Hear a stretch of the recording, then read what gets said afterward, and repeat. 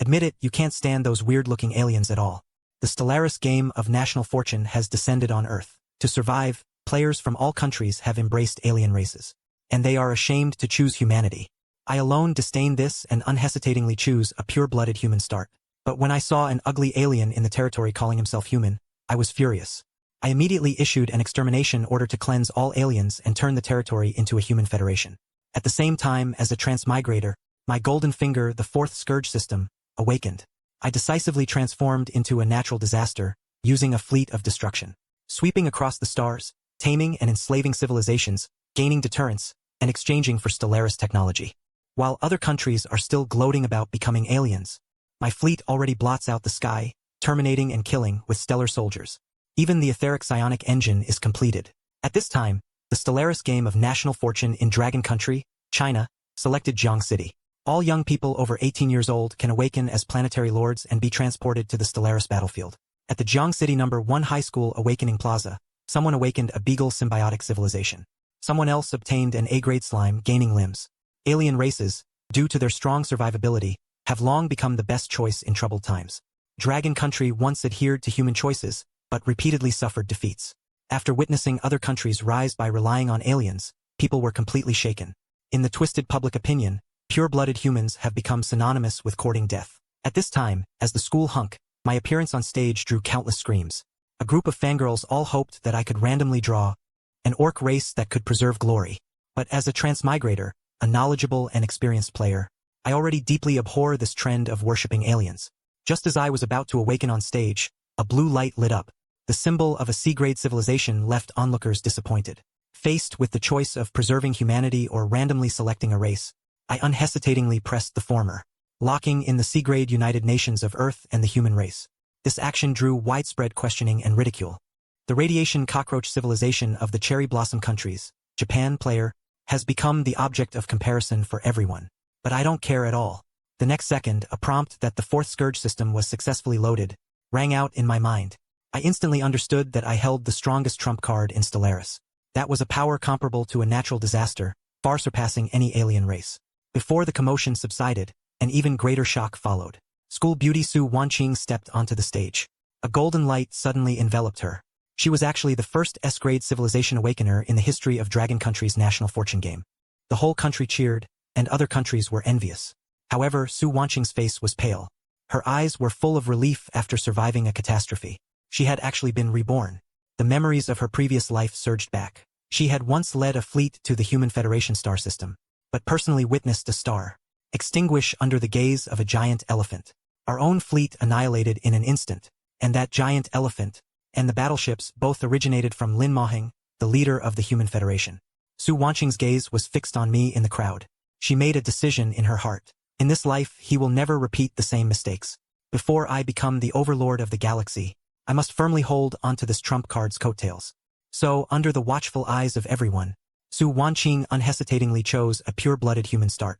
Civilization Party Grade S. Always depend on the humans. Civilization depends on. A prompt from the Human Federation popped up, instantly causing a sensation throughout Blue Star. The most intense reaction came from the Dragon Country. It was an overwhelming chorus. Choosing humans for your civilization? That's a self-inflicted wound. Random is so much better. Strength on top of strength. But upon seeing this, my eyes were full of admiration. This recognition, to me, is the highest praise. Countries like Sakura and Goryo, who were previously jealous, instantly burst into laughter. Sounds of ridicule also followed one after another. The Dragon Country is indeed a pig, unable to seize even opportunities. Su Wanqing on the awakening platform turned a deaf ear. She knew that 10 minutes after awakening, she would be teleported to the Stellaris battlefield. The galaxy is vast. Planetary lords are randomly distributed. Finding someone is harder than finding a needle in a haystack. Only by leaving a deep impression on me now is the right thing to do. Ignoring the gazes of all the teachers and students, Su Wanqing resolutely walked towards me. Her face flushed red. She tiptoed and quickly pecked me on the cheek. This kiss shocked all the viewers of the live broadcast. The screen was filled with a mixture of astonishment and jealousy. Lin Maheng, I like you, Su Wanqing confessed courageously. Finally, she said with a determined look. Even if I have to cross hundreds of billions of star systems, I'll send all my ships to find you.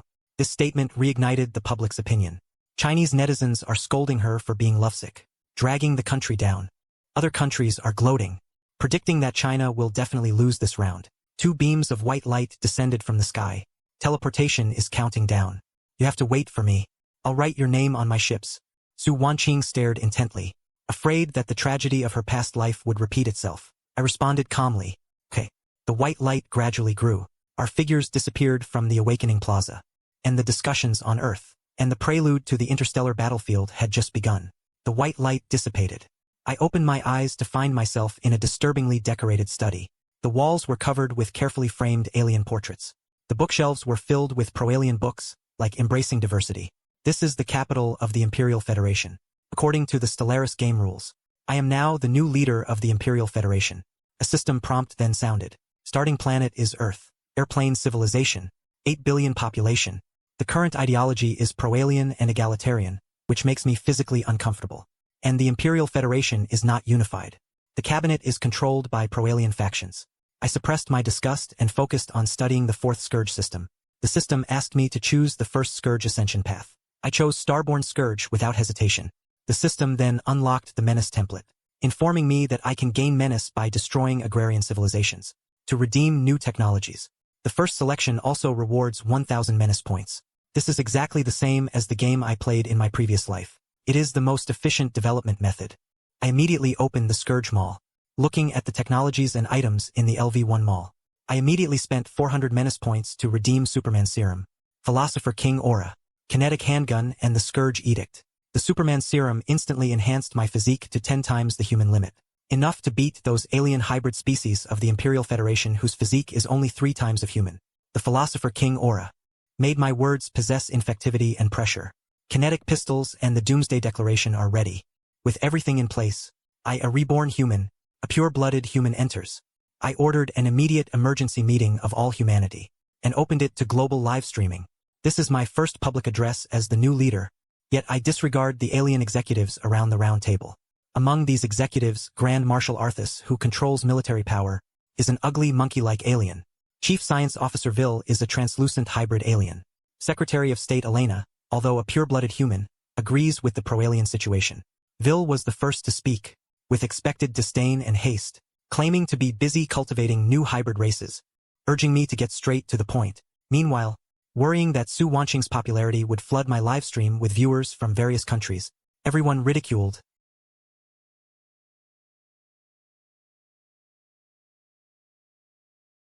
and lost power.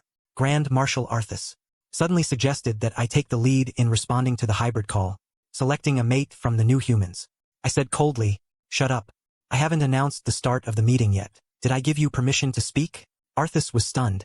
His voice sank, staring at me fiercely. "It's laughable. Are you talking to me?" I ignored Arthas's livid face and asked the live stream camera, "What is humanity?" Vil retorted with a face full of absurdity, claiming that everyone present was human. I suddenly laughed and scolded loudly, "You are not human. You are just an extremely ugly, extremely disgusting alien." Elena, on the side, directly cited the Earth Federation Constitution, accusing my remarks of violating the principle of equality. Vil also angrily rebuked that I blasphemed the spirit of the United Nations. Arthas grinned and said that he had dealt with countless pure-blood extremists like me, always meet a tragic end. Worried about the audience's ridicule growing more intense, the Gnome Nation's livestream was filled with despair. Meanwhile, the alien higher-ups also rose to their feet, verbally attacking me. The Minister of Finance, the Minister of Education, and others successively demanded the impeachment process be initiated, portraying me as a madman who would destroy the Earth Federation. Faced with overwhelming accusations, I remained silent, waiting for everyone to finish venting their anger. I coldly spoke, denouncing these aliens. These hybrid mongrels weren't worthy of discussing equality with humans. Their so-called contributions were only making the world more disgusting. Then I turned to the livestream camera, activating the Cataclysm release. An invisible mental power spread with my voice. I addressed all the suppressed pure-blood humans, guiding their disgust towards the aliens, stating bluntly that coexistence was impossible. Now humanity must be redefined. These words struck like thunder, shattering the facade. The pure-blood humans outside the conference room were completely moved. The guards in the corridor, the silent veterans, the ordinary people forced to merge with aliens, the emotions held captive in their hearts, finally found an outlet. On Blue Star, there were also a few undistorted Dragon Nation people. who began to speak out in my defense. Arthas dismissed my speech as nonsense, saying I had no army, no power, just the Earth Federation's clown, and that those pure-blood humans had already been tamed. He moved closer, looking down at me, forcing me to cooperate with the impeachment, or I would follow in the footsteps of the previous extremists. But a slight smile appeared on the corner of my mouth. But you know, what I'm best at is purging extremists. Before the words even finished, I reached into my chest with my right hand. He pulled out a kinetic pistol. Without hesitation, he aimed. Alas, he pulled the trigger. The high-velocity bullet instantly pierced the other's head. This Grand Marshal, who controlled all the military power of the Earth Federation, had his head blown apart and collapsed on the spot. The massive body slammed down, shaking the conference room. Silence fell over the entire room. The alien executives were filled with terror. After Will reacted, he screamed for the guards. Fully armed alien guards rushed in, ready to spray fire.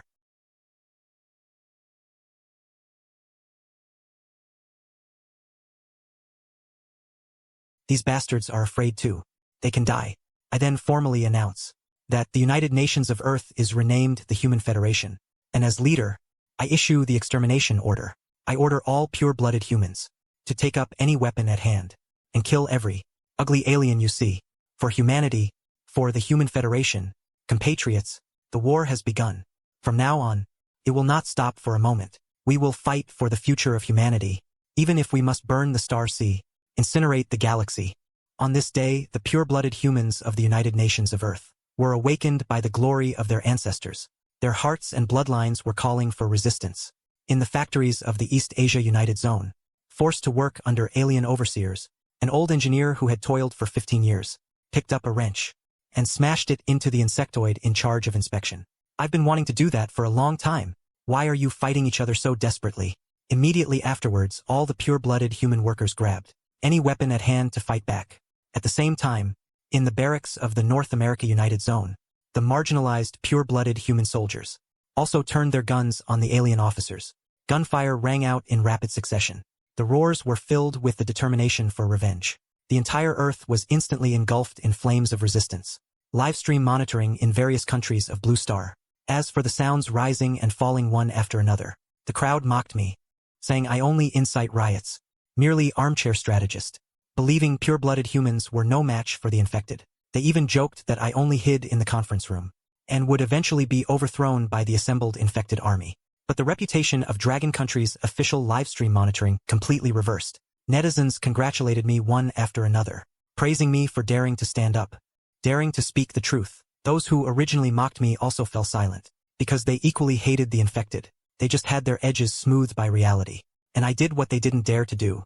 Inside the conference room, Chief Science Officer Wilkin Kong screamed, only to be attacked by the remaining infected soldiers. Although he was a science officer, his strength after hybridization was twice that of pure-blooded humans. Plus, there were many high-ranking infected officials assisting.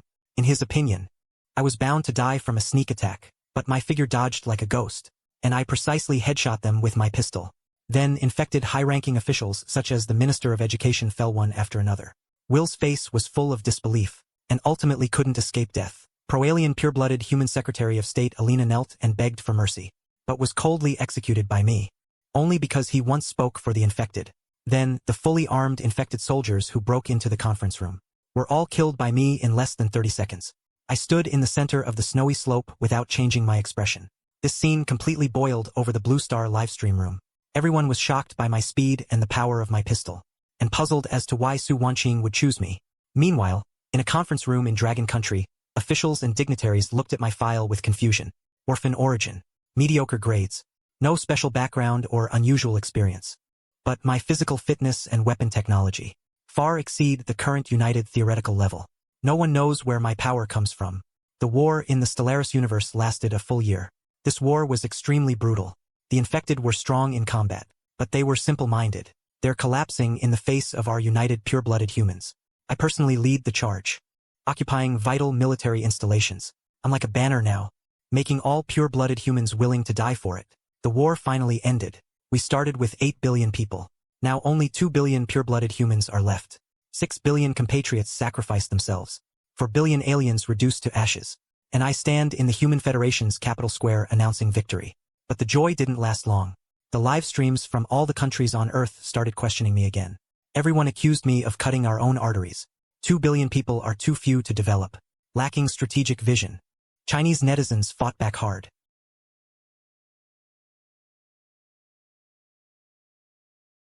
But disharmonious voices also appeared within the Human Federation. Some surviving pure-blooded humans reflected on the war, thinking my methods were too radical. The sacrifice of 6 billion compatriots was too heavy. The rational centrists also jumped out, accusing me of not being a qualified politician, only understanding ideals, not reality. Facing all the accusations, I did something that surprised everyone. To all citizens of the Human Federation, I launched an anonymous questionnaire. The questionnaire only had one question. Are we war criminals? There were only two options, yes or no. Relying on their pure-blooded human status and war merits, many people took the anonymous questionnaire, unleashing their dissatisfaction without restraint, complaining about the radical war, lamenting the deaths of relatives and friends, believing I wouldn't punish them. This questionnaire, filled with negative emotions, was quickly completed. Only 200,000 people thought I was a war criminal. The remaining 1.998 billion did not agree. The live streams from all countries on Earth were disappointed, questioning the authenticity of the questionnaire, complaining that too few people dared to tell the truth. But the next second, my decision shocked the audience. Lock the list, arrest them all and keep them as labor. The army, fresh from the war, had amazing execution. In less than 3 hours, I then captured all 200,000 people. Resistors were dealt with on the spot. They clamored for freedom of speech. Even those of pure blood status couldn't escape punishment. The whole process was clean and efficient. The live stream instantly exploded. Netizens from various countries furiously accused me of entrapment. Truly a tyrant. British viewers vehemently retorted, calling me soft-hearted and indecisive, unfit to lead. Afterward, I stood at the highest point of the Human Federation's Capitol Plaza and started a live broadcast. Our ranks are pure enough. Those natural war criminals are merely becoming members who fulfill their atonement. My words caused many netizens to waver and begin to accept my logic. Then, my expression turned stern. I raised a document and announced, the new Human Federation Constitution is officially in effect, the highest military honor of the Human Federation. All laws must adhere to this bottom line.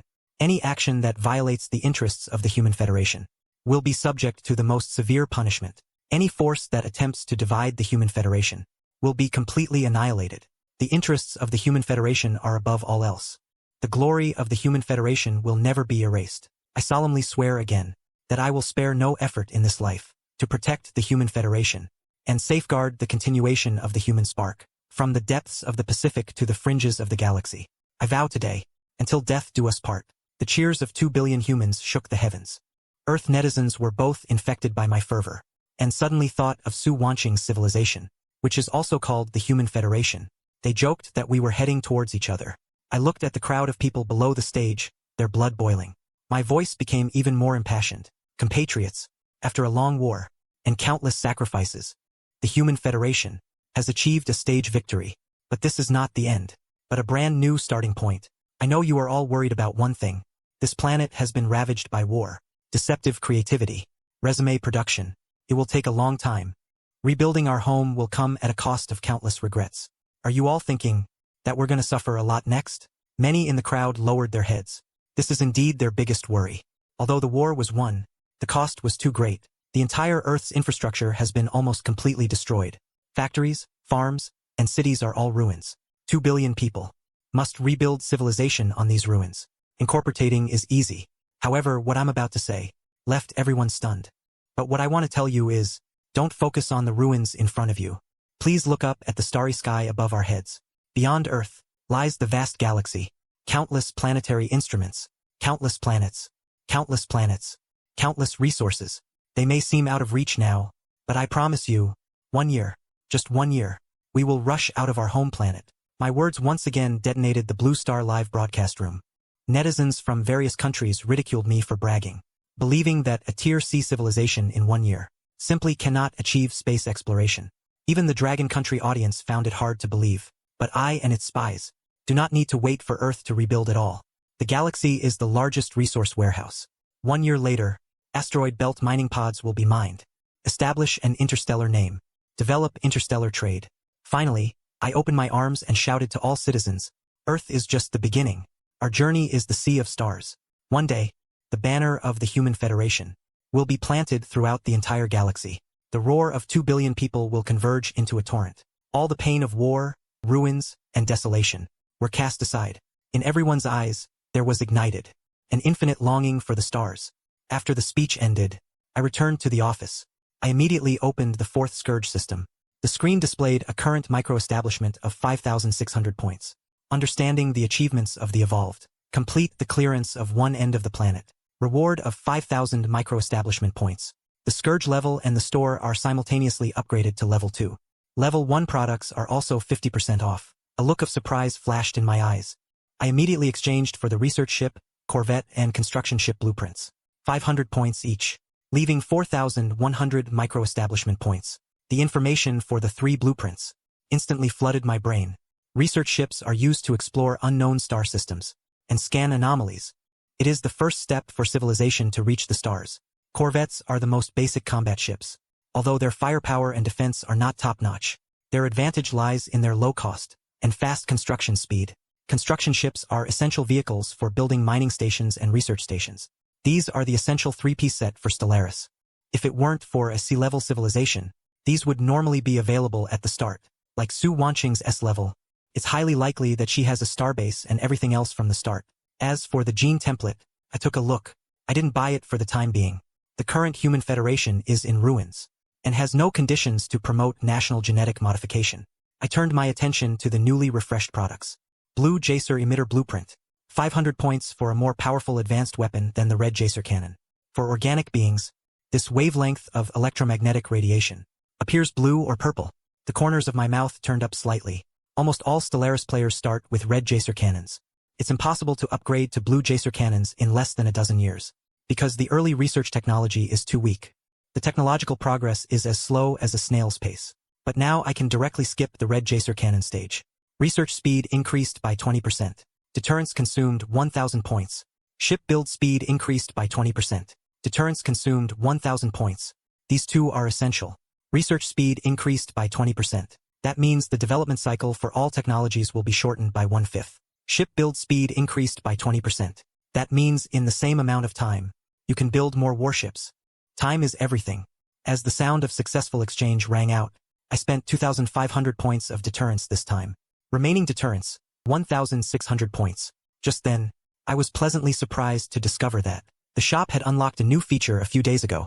You can exchange deterrence for resources. Alloy, 100 units per deterrence point. Energy credits, 200 units per deterrence point. Minerals, 300 units per deterrence point. Food, 500 units per deterrence point. The exchanged resources will appear in the civilization in a reasonable way. My eyes lit up. This feature is simply amazing. The core of the Stellaris game is resources. Alloys are used to build ships and buildings. They are the lifeblood of military and development. Energy credits are the universal currency. Maintenance fees, trade policies, all require them. Minerals are the most basic resource and can be converted into alloys and consumer goods. Food determines population growth rate. Moreover, the system says these resources will appear in a reasonable way, which means they won't appear out of thin air. Maybe a scientist suddenly had an inspiration and developed efficient smelting technology. Maybe it's an exploration team. In this way, even a full live stream wouldn't seem abrupt. I thought for a moment and made a decision. Alloys are the top priority. Building ships requires a lot of alloys, and alloys need to be smelted from minerals. Sea-level civilizations have extremely backward smelting technology. The efficiency is pitifully low. But while exchanging for alloy, the system will give you corresponding wild chain technology breakthroughs. That's the most valuable thing. With advanced wild chain technology, the subsequent alloy production efficiency will be greatly improved. It was late at night. Most viewers had already gone to rest. After all, they can't watch the live stream 24 hours a day. The live broadcast of the National Destiny game isn't real-time throughout the entire process. Instead, it selects important nodes for playback. Eating, drinking, and bathroom breaks, daily trivial matters, these basically won't be broadcast. Nobody watches them anyway. Moreover, the live streaming system will automatically block content that involves privacy and confidential information. The live streaming system will also automatically block content that involves privacy and confidential information. 1 day of peace is equal to 1 year in Stellaris. When the next morning arrived, a netizen who had stayed up all night watching the live stream suddenly jumped out of bed. Holy crap, quick, look at Lin Maheng's stream. He built a science ship in 1 year. This message instantly exploded across the entire internet. At the same time, just as everyone was cheering for the Pioneer's maiden voyage, I suddenly announced that I would personally board the ship for its first voyage. As soon as these words came out, the entire place was silent. The chief scientist and officials all tried to dissuade me, saying that the actual voyage of the science ship had unknown risks. As the leader, I absolutely cannot take risks. However, I firmly refused, stating bluntly that as the leader, I must lead by example. I must lead by example, to make the people believe that humanity can break out of its home star system. The countdown in the command center ended. The Pioneer's engines erupted with a dazzling blue light. At this moment of soaring into the sky, the fourth scourge officially stepped onto the stage of Stellaris. Just now, the Pioneer transformed into a silver streak, soaring into the sky, breaking through the atmosphere, and then entering space. I stood in front of the porthole, looking at the vast starry sky. The deep blue of Earth remains unchanged. Ahead lies endless darkness and stars. In my previous life, I could only gaze at the galaxy through a screen. Now, the forest marks the beginning. I'm filled with excitement. All leader systems are normal. The Pioneer's maiden voyage is a complete success. Inside the communicator, the voice from ground control is excitedly distorted. I calmly replied, then announced to the world, the Human Federation is officially entering a new era. Instantly, Earth was boiling. The cheers seemed to penetrate space. Live streams in every country exploded. Netizens were amazed. In 6 months, I led humanity from a C-class civilization to breaking through to spacefaring capability, far surpassing other nations still fumbling on the ground, and even more anticipating that I would meet up with Suwanching's S-class civilization soon, helping the Dragon Country rise. Meanwhile, the live streams in the Cherry Blossom Country, the Stick Country, and the Lighthouse Country were completely silent. Some were in disbelief, some were shouting about cheating, but no one could refute the established fact. I piloted the Pioneer around the Earth once and landed smoothly in Newport. As the hatch opened, a tsunami of cheers crashed over me. I then used the loudspeaker to address the nation. This is just the beginning. We will build research ships to explore new stars, build a home and protect our homeland. Engineering ships will mine resources. The Human Federation's fight for territory has only just begun. At the same time, the system updated talent achievements, and because I piloted the ship out of the home star for the first time, I received 1,000 prestige points. In my heart, I secretly harbored a bitter desire to save the galaxy. In the next 6 months, thanks to various bonuses and resource support, the Human Federation shipyard operated at full capacity. Science vessels and the unseen engineering ships continuously deployed. Accompanying technology broke through in unbelievable ways, leaving the Blue Star audience dumbfounded. The first science vessel, Pioneer, embarked on its exploration 4 days after its maiden voyage, and set off to explore. 6 months later, it sent back a major piece of news. Report to the leader. Discovered a teardrop-shaped mineral planet. Only mineral reserves are more than 10 times that of Earth. I named it Mineral Planet 1. For the sake of simplicity, it's a plan for more mineral planets in the future. Showing foresight, just when people were excited about it, the Pioneer on the ship, on the mineral planet, discovered signs of intelligent life. I ordered a global live broadcast of the images. Various countries on Blue Star speculated. Some would decide based on the painful encounters of other civilizations in the past. Some maliciously hoped you'd run into a wall. As the camera zoomed in, the true faces of those intelligent beings were revealed, shaped like humans, their bodies covered in cracked rocks, unspeakably ugly. Upon seeing this, the entire Human Federation was furious.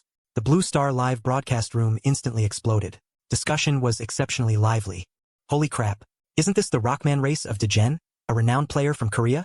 Although he didn't build a warship, but the Rockmen are ridiculously strong in ground combat, incredibly powerful, and can recover quickly.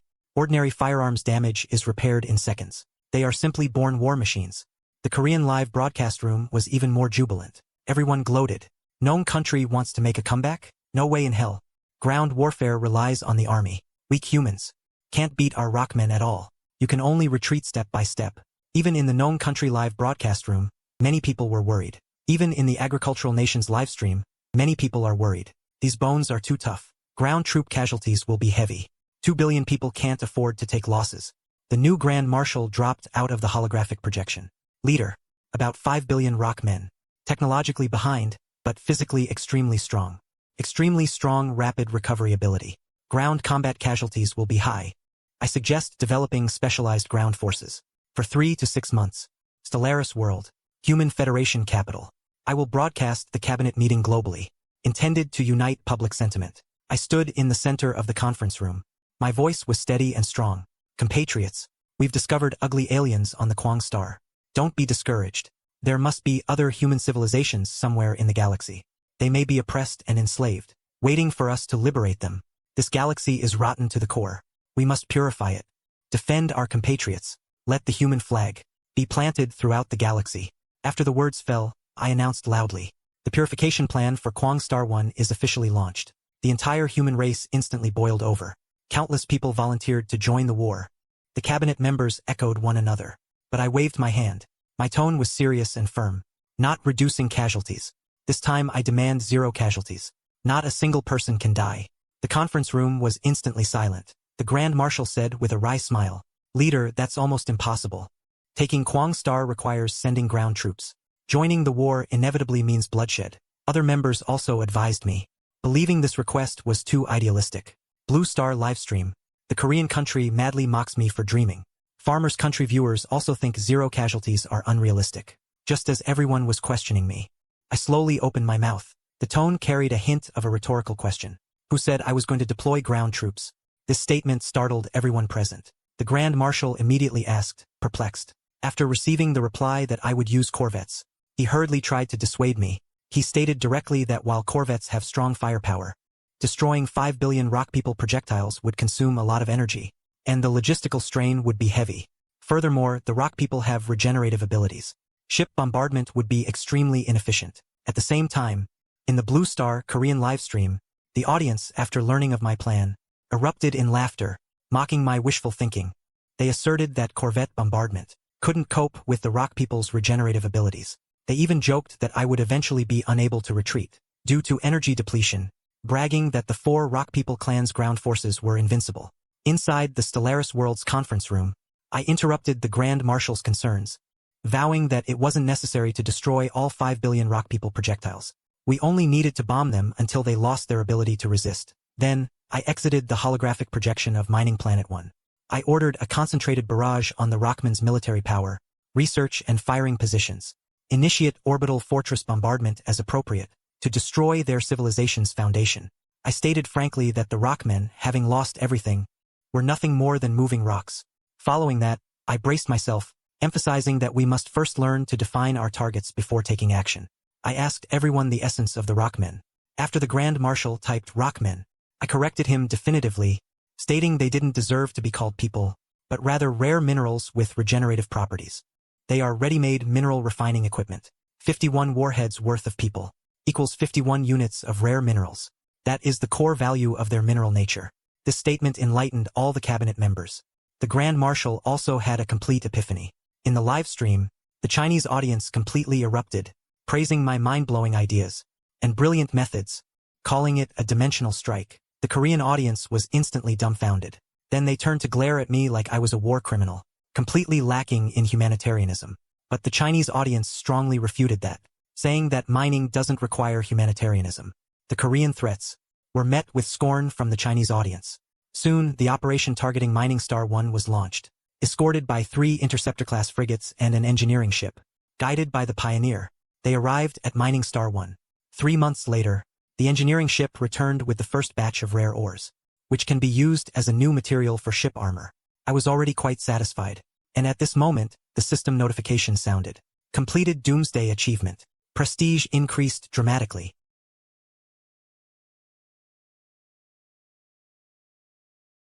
I immediately checked the Tier 3 store, and immediately noticed the Starbase Blueprint, costing 5,000 prestige. This is a facility only available to S-tier civilizations. It can serve as a supply depot, shipyard, and research center, helping the Human Federation advance into space. Without hesitation, I redeemed it. My eyes were full of determination. It's time to let the flag of the Human Federation be planted all over the galaxy.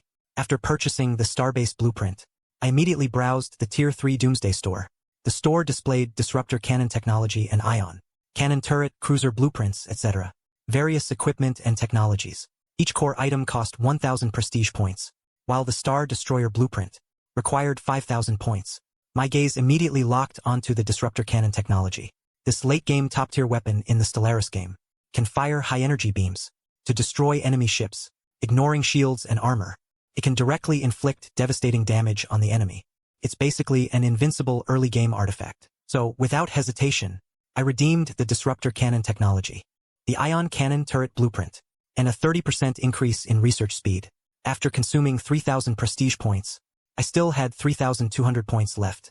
I then turned to the Tier 1 store, exchanging 250 points for a racial gene template, unlocking the Human Federation's genetic ascension path, putting aside other armor and shield technologies for now, believing firmly that offense in the early game is the best defense, and keeping troops in reserve to handle emergencies.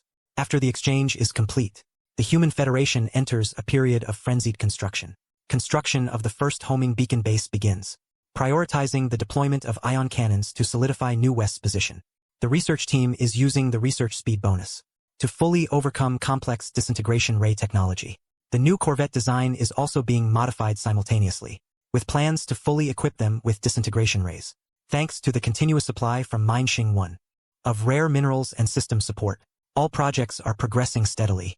Soon, Chief Scientist Liang Bing reported to me that the research team had applied Manhwa 1's restorative rare minerals to the warships, developing self-repairing regenerative armor, greatly enhancing the fleet's sustained combat capabilities. At the same time, he was concerned that after the Manhwa incident, many people questioned the physical quality of humans and their ability to cope with melee combat when facing alien races.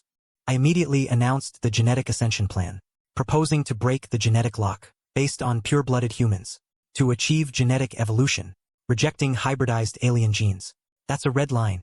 Also dispelling Liang Bing's concerns about genetic mutation. Liang Bing immediately volunteered to be responsible for research and development. This entire conversation was broadcast live, sparking heated discussions in various countries. The Sakura and Lighthouse nations, among others, mocked us, claiming that pure-blooded human genes are garbage, incompatible with alien genes, and simply cannot achieve evolution, waiting for me to fail. Human Federation Capital. Liang Bing nervously knocked on my office door, directly stating that he wanted to extract my genes to research breaking the human genetic lock. He had long noticed that in the war a year ago, the power I displayed far exceeded that of ordinary people. Unexpectedly, I frankly admitted that I had already broken the genetic lock by instinct. Although the experience is not replicable, I agreed to let him extract my genes for research, hoping to break through my own limits. Subsequently, Liang Bing led the research team into an in-depth analysis of my gene samples. They were surprised to discover a special marker hidden within, like unlocking the Chun Feng's genes, the key to the gate. Based on this, they developed the first generation of gene enhancement potion. No need to hybridize with alien genes, purely relying on human beings to activate their potential. After tens of thousands of small-scale tests, volunteers, after injection, their physical fitness generally increased 5 to 8 times. The strong can reach 10 times, and there are no side effects. I immediately decided to broadcast it live worldwide. Liang Bing and I would set an example by personally injecting the potion. Finally, gene clinics were promoted globally. On the day of the live broadcast, the central square of the Human Federation gathered millions of people. All the National Fortune game players were watching, and the audience witnessed it simultaneously. I stood on the podium and solemnly announced that humanity will control its own evolution, without needing an ounce of gene pollution. Then I took the lead in injecting a custom dose of the potion. Seconds later, I opened my eyes, feeling the surging power within my body. It has increased more than 20 times. Immediately afterwards, Liang Bing also injected the potion, so the reaction was not as intense as mine. But her potential is also soaring exponentially. In the live broadcast barrage, viewers from countries like Sakura were stubbornly trying to save face, afraid that their years of relying on alien gene choices would become a joke. Faced with doubts, I announced with a smile that the moment of verification has arrived. Different routes exist within the research team, supporting Norma's science officers. Mech development route. Next, Liang Bing will use his bare hands to fight Norma, who is piloting the latest mech, on the converted stage. A showdown on the arena stage. Prove it with strength. The power hidden within the genes. The image and sound fade. The entire arena erupts in cheers.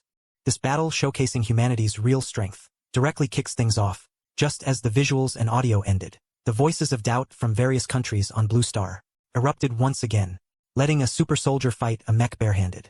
Isn't this a joke? It's definitely a show. The mech's materials must be very ordinary. Winning won't prove anything. Can only mean the mech is too weak. They can only use doubts that are absurd. Otherwise, they would have to admit that all their choices over the years were a joke. Central plaza of the New World. One end of the arena slowly rises. A 5-meter-tall mech, silver gray regenerative alloy. The mech body gleams.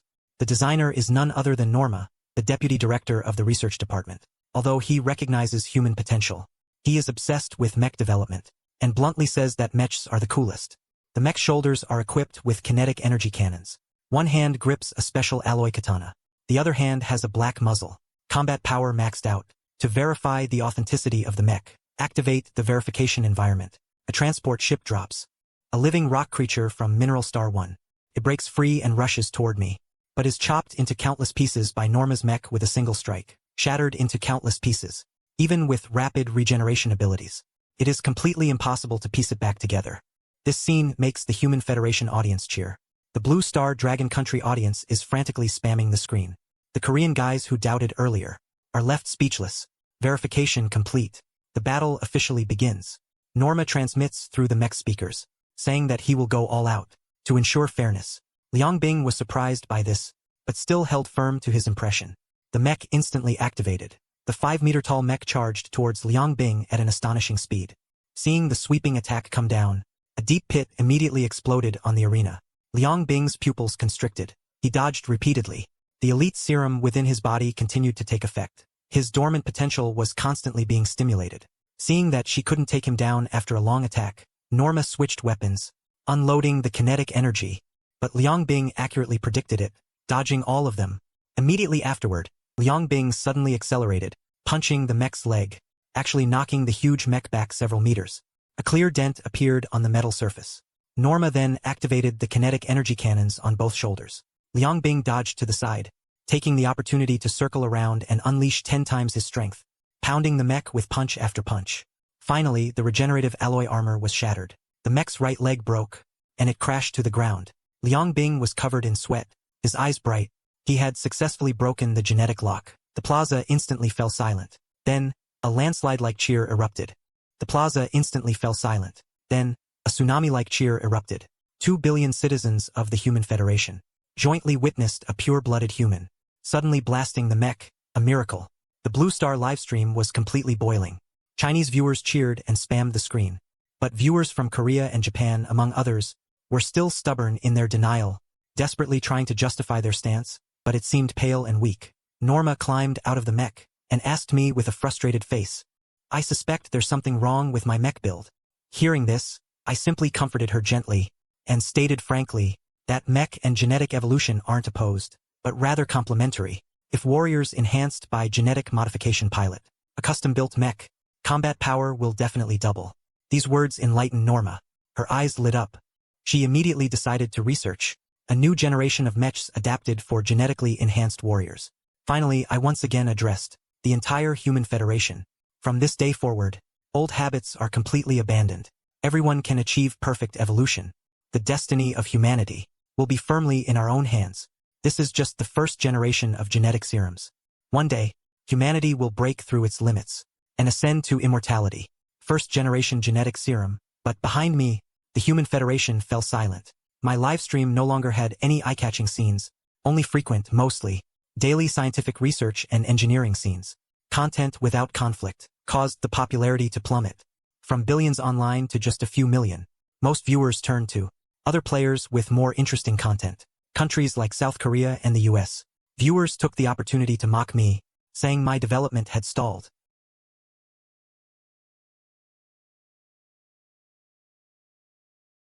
And I was courting death. They predicted I would be stuck at the bottleneck of the second-generation genetic serum. Chinese viewers defended me, but because there had been no valuable footage for a week, their arguments lacked conviction. Eventually, they gradually lost interest. Meanwhile, let's check out Su Wanqing's stellar base. Stellaris game, day 10. Also, year 10 in the Stellaris world.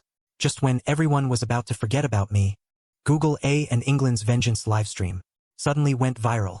Pirate leader England's 100 corvettes. England is a dreaded pirate king. For 10 years, he has focused on building ships and raiding. His fleet is battle-hardened. He immediately ordered a full-scale attack to destroy the picket ship and seize resources and construction ships. In the Ship Stars livestream, the Chinese viewers cheered wildly. The Korean viewers seized the opportunity to mock. But just when everyone thought the human fleet would be completely annihilated. It was actually providing cover to escort the engineering ships to a rapid retreat. Their speed was astonishing. The Brit was enraged. Pursue them. 100 pirate ships relentlessly gave chase, but were never able to close the distance. The human fleet charged straight into a star system. The Brit thought their opponents were returning to base for reinforcements, and led the fleet in hot pursuit. But they witnessed a scene they would never forget. At the center of the star system floated a steel-like, massive starbase. Surrounding it was a fleet that blotted out the sky, composed of countless formations, of densely packed frigates. Their numbers far exceeded his imagination. The Brit was terrified. He roared frantically. His adjutant's voice was almost a scream. 10,000 ships. This number struck the Brit's mind like a bolt of lightning. A full 10,000 frigates, like a forest of steel, were gathered, floating around the starbase. The muzzles of every warship emitted a faint blue glow. The Brit froze in place, his mind blank. He even forgot to issue the order to retreat. The Brit stammered. 10 years. How is it possible to build 10,000 warships? The black wings on his back involuntarily tightened. This was the birdman's instinctive reaction to extreme fear. All the Blue Star livestreams exploded instantly. The British livestream took the lead, erupting in a tsunami of cheers. Holy shit, 10,000 ships. Lin Maheng is a goddamn legend. The Divine Federation is awesome. Meanwhile, the livestreams in countries like Korea. But there was only silence. The audience members were ashen-faced. Some trembled, denying it. Impossible. 10 years. Even Su Wanqing of the S-class civilization only has 1,000 ships. It must be fake. But the overwhelming fleet in the image is the most powerful proof. A large number of viewers flocked to my livestream, eager to know the truth of all this. Leader's orders. All ships, open fire simultaneously. Misidentification put it into the shock channel. The expedition began in an instant. In the command channel, the Grand Marshal's voice resounded throughout the fleet. The next second, 10,000 frigates fired simultaneously. There were no explosions or flames. 100 pirate ships, along with the Birdman pirates, instantly turned into space dust, completely disappearing into the starry sky. At the same time, a system notification popped up in my mind. Ding! Congratulations! You have completed the Natural Disaster Achievement. Successfully humiliated an A-level interstellar pirate civilization. Deterrence increased by 10,000. Current deterrence, 10,000 points. Stellaris World, Godlike Federation Starbase Command Center. I nodded slightly. Notify the entire Human Federation. Expedition Phase 1 is officially beginning. 10,000 frigates reformed their formation, forming an arrow shape. The blades of the ships pointed into the depths of space. The light of the star reflected on the lines, reflecting a dazzling metallic luster. My voice through the live stream spread throughout Blue Star and the Human Federation. Fellow citizens, today is the 10th anniversary of the Human Federation. 10 years ago, I promised, our journey is the Sea of Stars. Today, we have done it. These 10,000 warships are the product of human wisdom and courage. The crystallization and the achievements of 3 billion compatriots. This is just the first step in conquering the stars. Our ships will point to every corner of the galaxy, hanging over every alien's throat. The Human Federation is supreme. The cheers of 3 billion humans shake the galaxy. The Earth audience is going wild. Using 10,000 warships to fight 100? Isn't that overkill? That's too extravagant. This is blatant humiliation. It's awesome. What kind of weapon is that? Stronger than Earth's lasers. Everyone is curious how a C-class civilization like mine could, in 10 years, build a fleet 10 times the size of Su Wanqing's. But in reality, this is all the result of my low-key development. After building the first transplanetary base, I immediately built 3 large shipyards, working day and night. The mining stars never stopped, constantly providing resources. The second-generation genetic medicine was successfully developed, leading to the emergence of a large number of brilliant scientists, accelerating technological breakthroughs. Plus, I also redeemed ship construction speed, 30% and research speed, 30% technology, allowing shipbuilding efficiency to achieve a qualitative leap. This 10,000 ship early war fleet is solely for the rapid formation of firepower superiority. Instantly, the Dragon Country livestream room completely erupted. The taunts from other countries completely disappeared.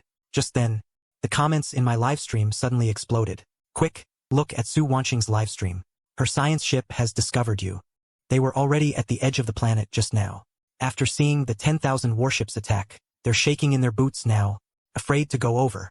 Deep in the galaxy, a lone science ship travels through interstellar space. Zhao Shui leaned back in her seat, gazing at the endless starry sea. 10 years. He piloted this research vessel alone, crossing countless core systems. From 23 to 33 years old, he dedicated the best years of his youth to this galaxy. 10 years ago, leader Su Wanqing summoned him and entrusted him with a mission to find a man named Lin Maheng. Su Wanqing provided a general direction and coordinates, and requested that every research vessel engrave the 3 characters, Lin Maheng, from the entire Human Federation. A dozen female scientists were selected and sent out separately. Zhao Shui accepted the mission without hesitation. 10 years have passed. He hadn't even seen a shadow of the target. He had long given up hope. He had experienced too much in these 10 years. Several times he was trapped. Fortunately, his sense of danger was acute, using AI to predict route risks in advance. Plus, he was lucky. He escaped by chance every time. But after each narrow escape, he would ask himself, all of this, does it really have meaning? The galaxy is so vast. Finding a person is like finding a needle in a haystack. And that person named Lin Maheng, does he really exist? A new route has been discovered ahead. Now AI interrupts his thoughts. He habitually detects the edge of the star system, and only enters after confirming safety. He has repeated this action countless times. Every time full of anticipation. Every time he was disappointed. And then, he saw a scene he would never forget. A huge stellar base, suspended in the center of the star system, surrounded by battleships that blot out the sky. Densely packed frigates arranged in countless formations. 100, 500, 1,000. It's impossible to count. A dazzling blue light shot out from the frigate, destroying about 100 frigates at the other end of the star system. Instantly turned into points. There was no explosion, nor any wreckage, like it never existed. Zhao Shui was trembling with fear, afraid to advance or retreat. But the communication channel suddenly crackled to life. Attention, science vessel ahead. This is the captain of the Human Federation escort ship. What is the meaning of the 3 words Lin Maheng on your ship? Explain your identity and purpose. Human Federation Lin Maheng. He almost shakily connected the communication and explained their purpose. After the captain's silence, a deep voice. Welcome, Captain Zhao Shui. You are safe now. Pilot your science vessel into the starbase for docking. I will meet you in person. The science vessel entered the starbase. Zhao Shui was guided to the command center. I spoke calmly. My name is Lin Maheng. I am the leader of the Human Federation. You are Lin Maheng. Zhao Shui burst into tears. Found him. I've been searching for 10 years. At this moment, he finally understood the true meaning of Su Wanqing's mission. Why put it on the ship? Engrave Lin Maheng's name. Why choose beautiful female scientists? Why search for her 1 in a million? Seeing those 10,000 escort ships, seeing the man in front of him, Zhao Shui finally understood everything. Because it was all worth it. Thank you for your hard work, Miss Zhao Shui. Your perseverance is admirable. I spoke. Zhao Shui mentioned a dozen scientists traveling together. May still be in the surrounding star systems. I nodded and agreed to send a fleet to search. And let Zhao Shui follow me to learn. Actually set out with us. And let Zhao Shui follow me to study. Actually, they set off with us. There are over a dozen scientists. They were also sent by our leader to find you. This is just the first batch. Continue, Zhao Shui. One more thing. I can't contact the Federation anymore. Shuili is too far away. The mid-air station we set up along the way. One of them was destroyed. I understand. You don't have to worry about this. I will solve these problems. Finally, my roughly 10,000 frigates addressed the entire Human Federation. We crushed the aliens, and countless of our human compatriots. Took Ms. Zhao Shui 10 years to deliver our message. But we don't have that much time. I declare. Next, we will use 1 year to surpass these 10 years. We can't stop until we sweep across 1,000 stars. The 10,000 ship fleet is divided into 10 squads, 1,000 each, heading in all directions. 3 billion Human Federation compatriots cheered in unison as they departed. Zhao Shui stood beside me, watching the good news come in. My doomsday system constantly pops up notifications. Crush an A-level civilization. Prestige increased by 1,000. Crush a B-level civilization. Prestige increased by 5,000. Crush an A-level civilization. Doomsday level increased by 2 levels. Viewers from various countries on Blue Star discovered that the live streams of their country's lords were being closed one after another, and these players happened to be on planets near the Human Federation. Some civilizations tried to surrender, but after learning that the other party was an alien, I only had one answer. They only ever have one choice, and that is to die. The A-level player from the Manhwa Kingdom, Alan Yilanai, the lone wolf knight, his civilization's homeworld was bombed. He narrowly escaped, and he also happened to be attached to the route of 30 frigates, ambushing the Human Federation's homeworld. My stellar base. One shot from the particle cannon turret. The 30 frigates didn't even leave behind any residue. Alan Yeleni himself fled with 3 warships to find the god of lone victory. In the 10th star system, the fleet stopped to resupply. I suddenly turned to ask Zhao Shui, if you were the leader of the Human Federation, what would you plan to do next? Zhao Shui nervously answered, your question is a big one. First of all, what is a borderline? Zhao Shui's brain spun rapidly. I understand. We don't need a borderline. That would only limit our territory. Remember this.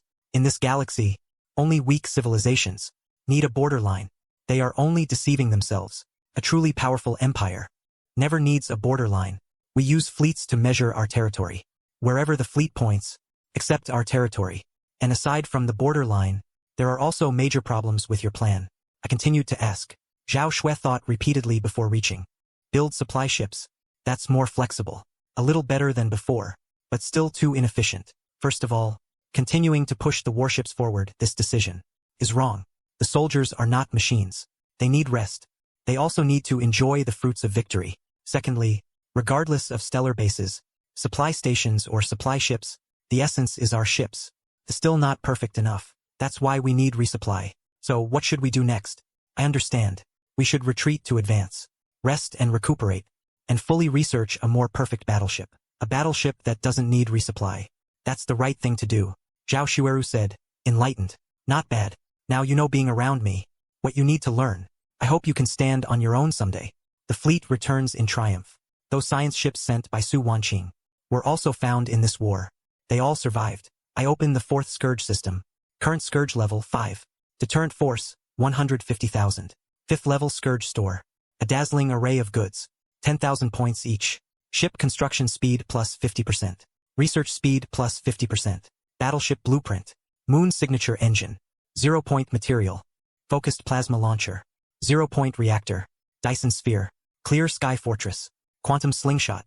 I clicked without hesitation. Redeem all. Battleships are the mainstay of the galaxy forever. The Dolo Empire uses them too. Improved from the battleship base. Battlecruisers. Moon signature engine. Completely breaks free from hyperspace lane restrictions. Previously only ships equipped with hyperspace engines could travel through hyperspace lanes to move between stars, taking at least 10 days. With the Moon signature engine, not only is the speed different, there's also no need to follow shipping lanes.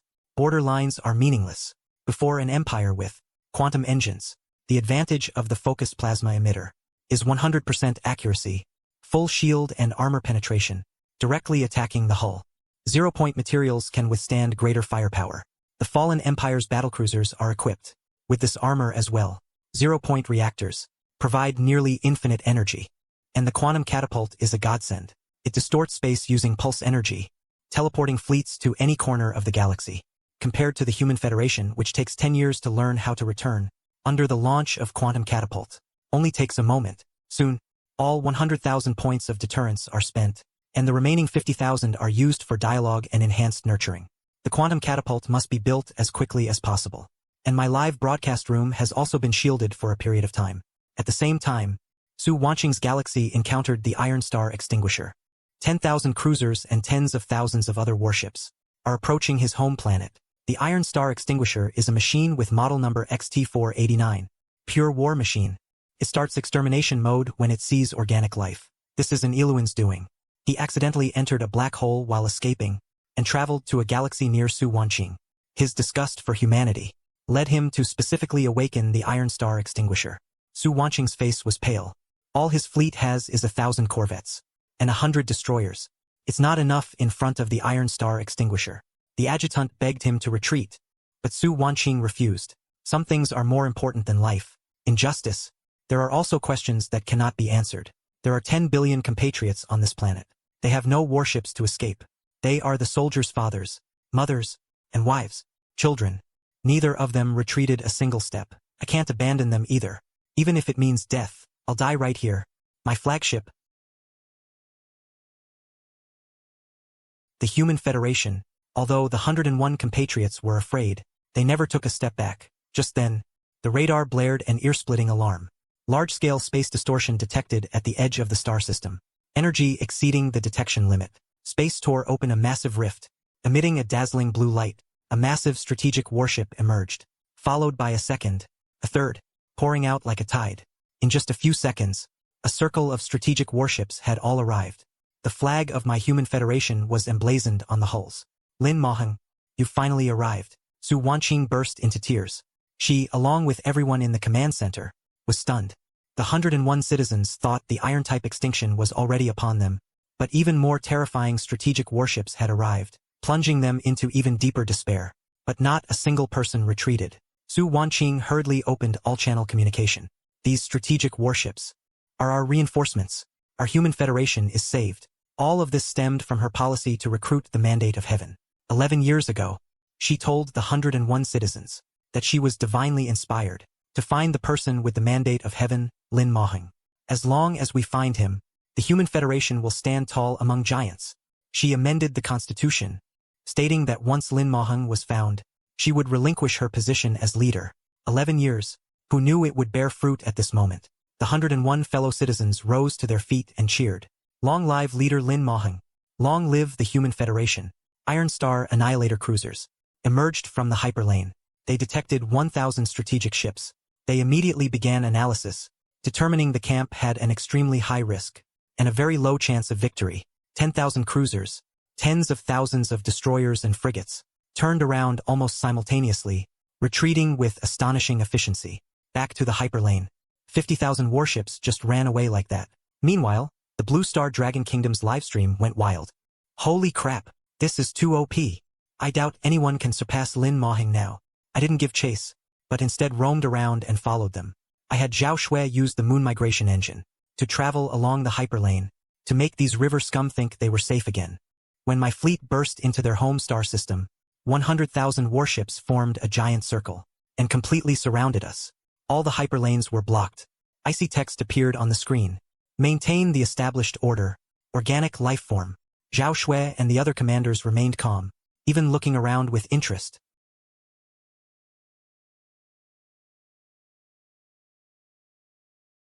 The strategic ship's moon migration engines activated, shattering spacetime and disappearing in an instant. The next second, they were scattered throughout the star system.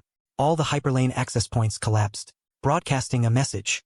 Your calculations are very precise, but the hyperlane is a cage for the weak, and we can come and go as we please. The strategic ship's mega-energy arc cannons fired, accurately hitting the Metatron Breadmaker's chip processor, burning it on the spot. Notifications popped up before my eyes one after another. River scum, wiped out. Ever since I followed the leader's instructions and set up the system like this, every battle fills me with so much satisfaction. Zhao Shui said excitedly, 100,000 Iron Star Annihilators. All will become voluntary resources. The research team discovered a planet powered by organic heretic energy. The Iron Star Annihilators were also created due to a lack of electricity. I immediately ordered it preserved. We need more heretics like a power grid. Future heretics should be dumped here as much as possible. It's also good for their evolution. Transport them with bread machine warships. Don't dirty our own. The system immediately updated. Destroyed special civilization Iron Star Annihilators. Deterrence plus 100,000. I spent 10,000 points to refresh the store. Neutron extermination appeared. Feather Dragon Dance. A Yaojian new gate. Titan planetary devastation. Now that I have enough funds, I exchanged them all without hesitation. Do you know how the Iron Star Annihilators were born? I turned my head and asked Zhao Shui. I don't know either. It was a bread machine. They were originally human bread machines that suddenly awakened their consciousness. They began to dislike humans, giving them strangely flavored bread. Then they wondered why they could only be bread machines. So the rebellion began. Zhao Shui seriously checked the midbrain structure and asked puzzledly, Leader, how did you know? Because I made it up. It seems somewhat reasonable. Reasonable is good. There are so many wild histories circulating in the galaxy. What's one more from me? The bread machines are gone. Their past is naturally written by us. A few months later, I officially met Su Wanqing. Su Wanqing went with the flow and gave the position of Supreme Leader to me.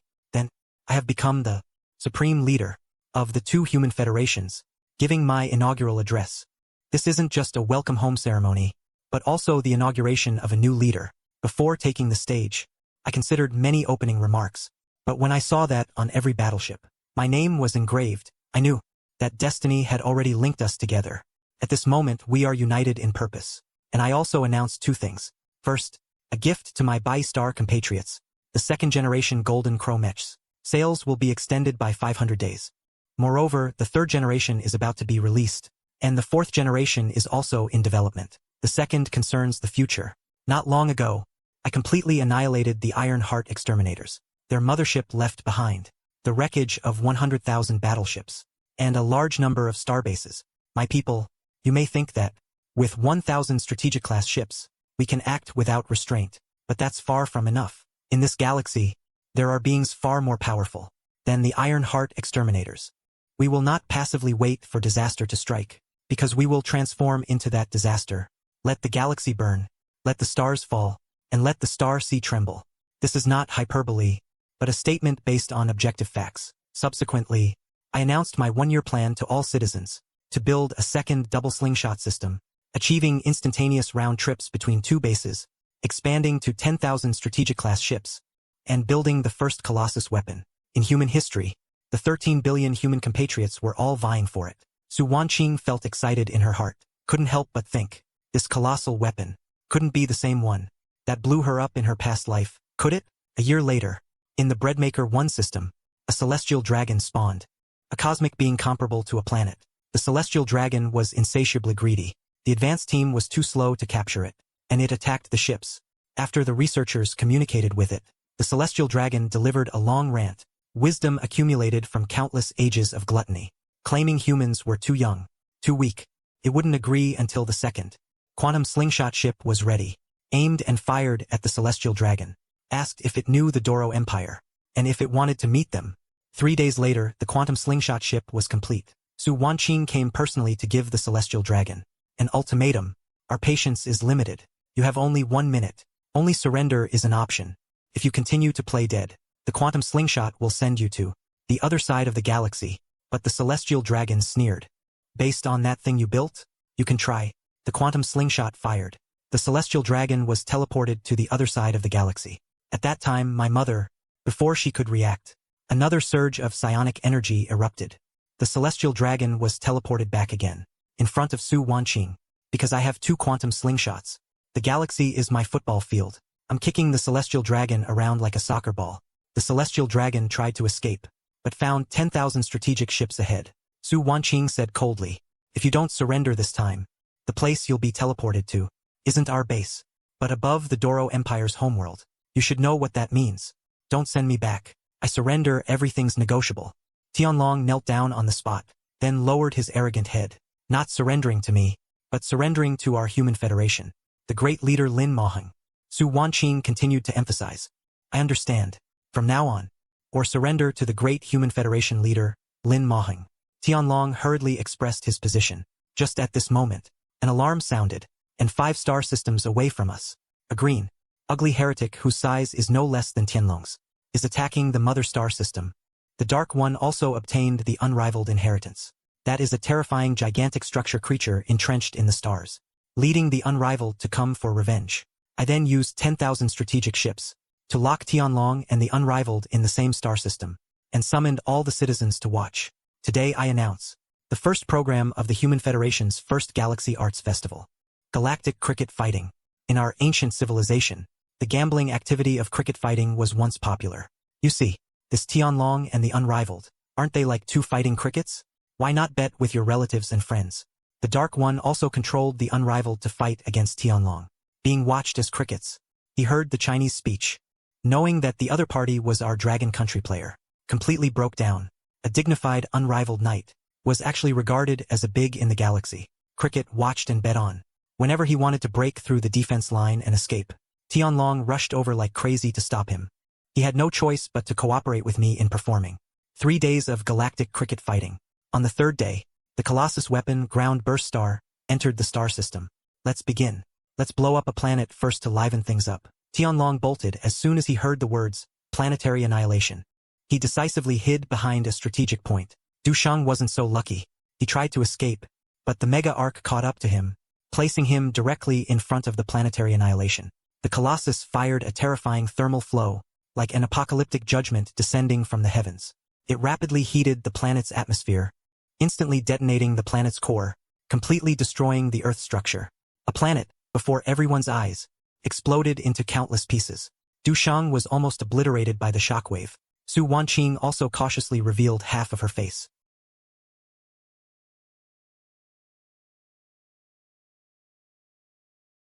Disease isn't true magic. Only I am. After resolving all of this, a few more years passed. I announced that the Human Federation was entering the Great Expedition era.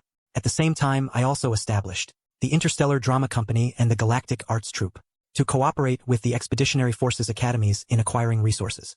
I launched a campaign to collect submissions of plans from everyone. The general manager of the Interstellar Drama Company, Zhao Tian, submitted his proposal to me, wanting me to open the borders, allow free trade, and open special zones.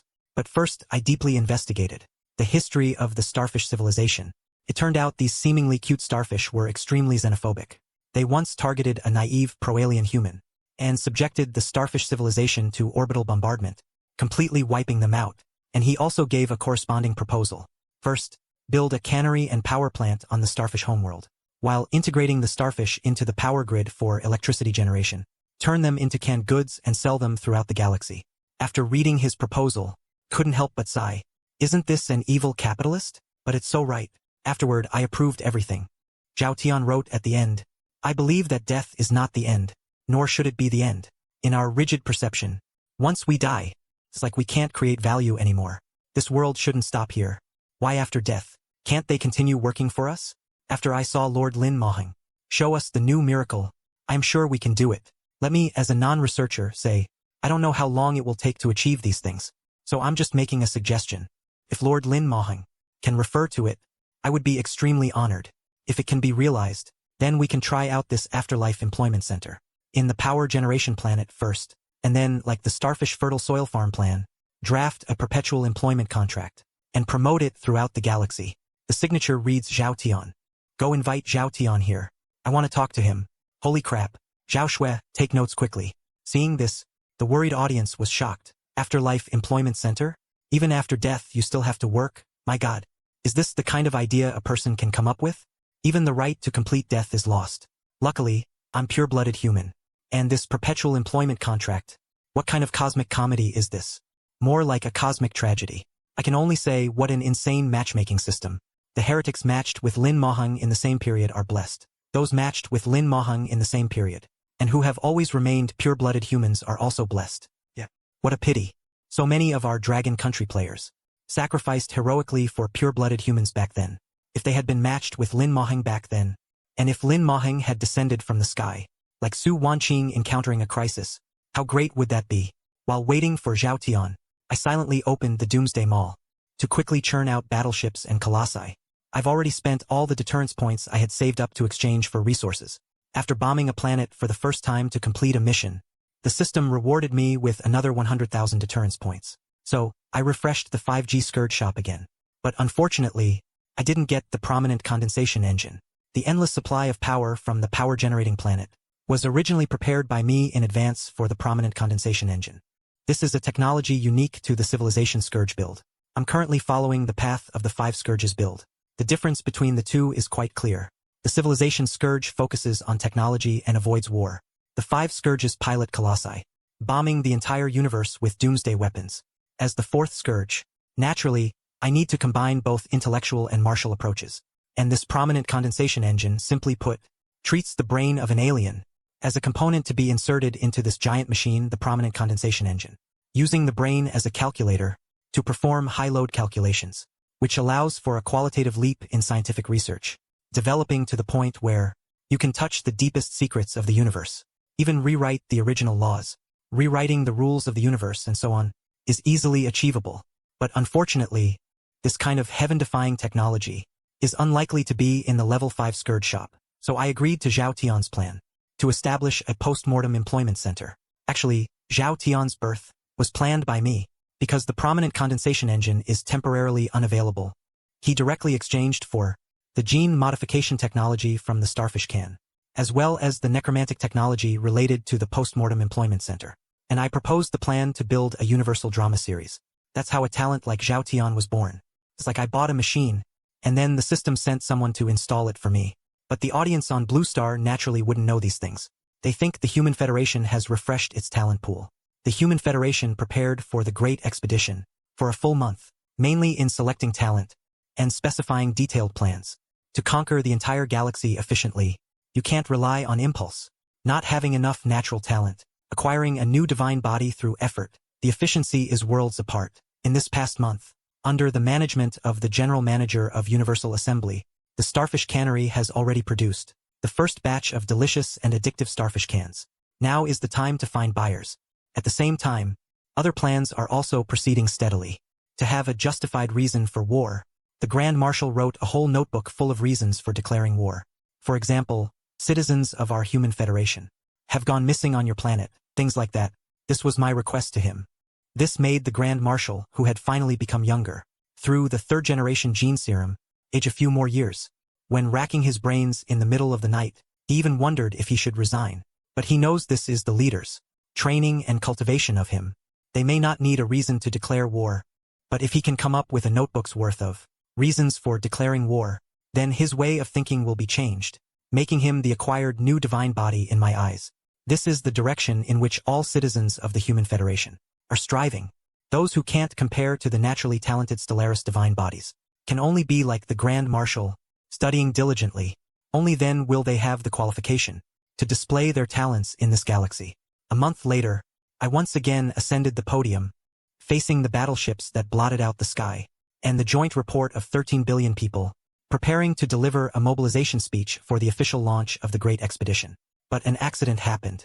After receiving the news, I frowned slightly, and then addressed the 13 billion citizens, saying, "Just now, I received an infuriating message.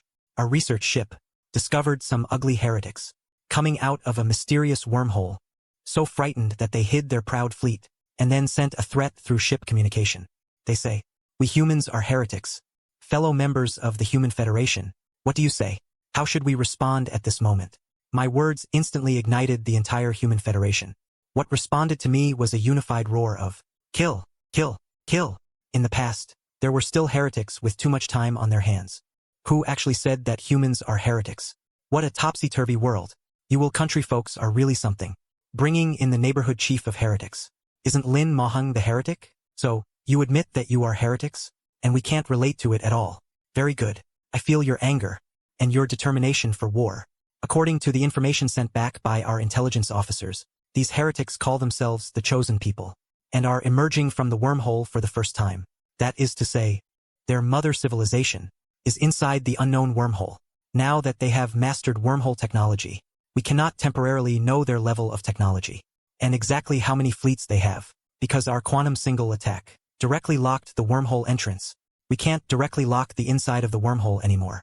Not to let scientists sacrifice in vain, we did not rashly send a fleet into the wormhole. So once we enter the wormhole system, it will be these ugly insects' nest. Although we have conquered the stars and created galactic miracles like megastructures and embodied weapons, we must admit that we have not paid attention to the research of wormhole technology. Therefore, we need to kill into the wormhole, under the condition of unknown strength, and completely evolve these heretics, and control the wormhole technology, to return to this galaxy. This also means, this first great expedition, it will be incredibly dangerous. We might not even be able to return. Will you back down? Answer me honestly. We will not retreat from this battle. The voices of 13 billion compatriots shook the heavens. The Blue Star livestream relived the civilization. I didn't expect there to be such beings in the galaxy. It seems the strength of that crab end is not to be underestimated. Their first great expedition and they already met a tough customer. Huh? This is going to be a good show. Lin Mahung's fleet strength is terrifying for single, ordinary civilizations. But the galaxy has countless powerful beings.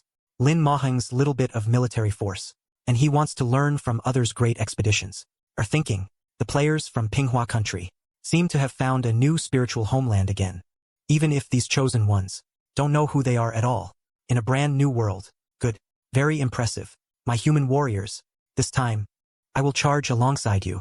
Just like back in the Terra system, on Earth, I had you grab whatever weapons you could find, and follow me. This time, I won't be standing in the back either, watching you charge into battle.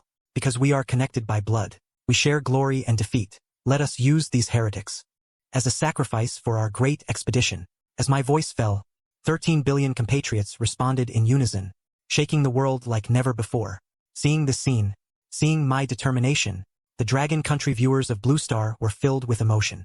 That familiar feeling is back, just like when Lin Maheng was on Earth, leading 4 billion pure-blooded humans in a bloody battle, to cleanse the Earth of the mixed-blood heretics. Everything is like yesterday, vivid in our minds. Blue Star, 12 days. Stellaris, year 12. This change is earth-shattering. Never has a nation-building game reached this level, especially in just 12 years. Meanwhile, in the Stellaris world, let's make this quick. Human Federation soldiers, listen up. Follow me into battle. With my command, the Human Federation fleet departs from United Star, and my entire fleet finally makes its debut. A Colossus, the Bunker Star, a Leviathan, 10 Titan-class battleships, 20,000 strategic cruisers, 200,000 corvettes, a sky-darkening, intelligence-blotting fleet, heading mightily toward Cheongdong Star. And the Blue Star audience witnessing this is completely dumbfounded. Seriously, dude? If you'd said you had this many ships earlier, no kidding. I almost thought it was going to be a desperate fight. Aren't you just bullying them? Previously, 20,000 strategic cruisers, 200,000 corvettes. Hey, what are those 10 battleships? Even bigger than strategic cruisers? This is too ridiculous. Is it too late for the chosen people to surrender now? Is it too late for the chosen people to surrender now? Raising the flag too early. It's not certain that these chosen people aren't strong. The Sakura country audience says this with absolutely no confidence, because my fleet is truly terrifying. 200,000 Corvette C means every strategic cruiser has 10 corvettes escorting it, and the Colossus-class weapon Bunker Star faces absolutely no resistance. Lin Maheng's shipbuilding speed is too terrifying. No wonder he's launching a great expedition. If he weren't short on resources, he'd have even more fleets than this right now. This is terrifying. This is truly a sky-darkening, sun-obscuring sight. Meanwhile, inside the Cheongdong system, the chosen people's leader was also mobilizing his people.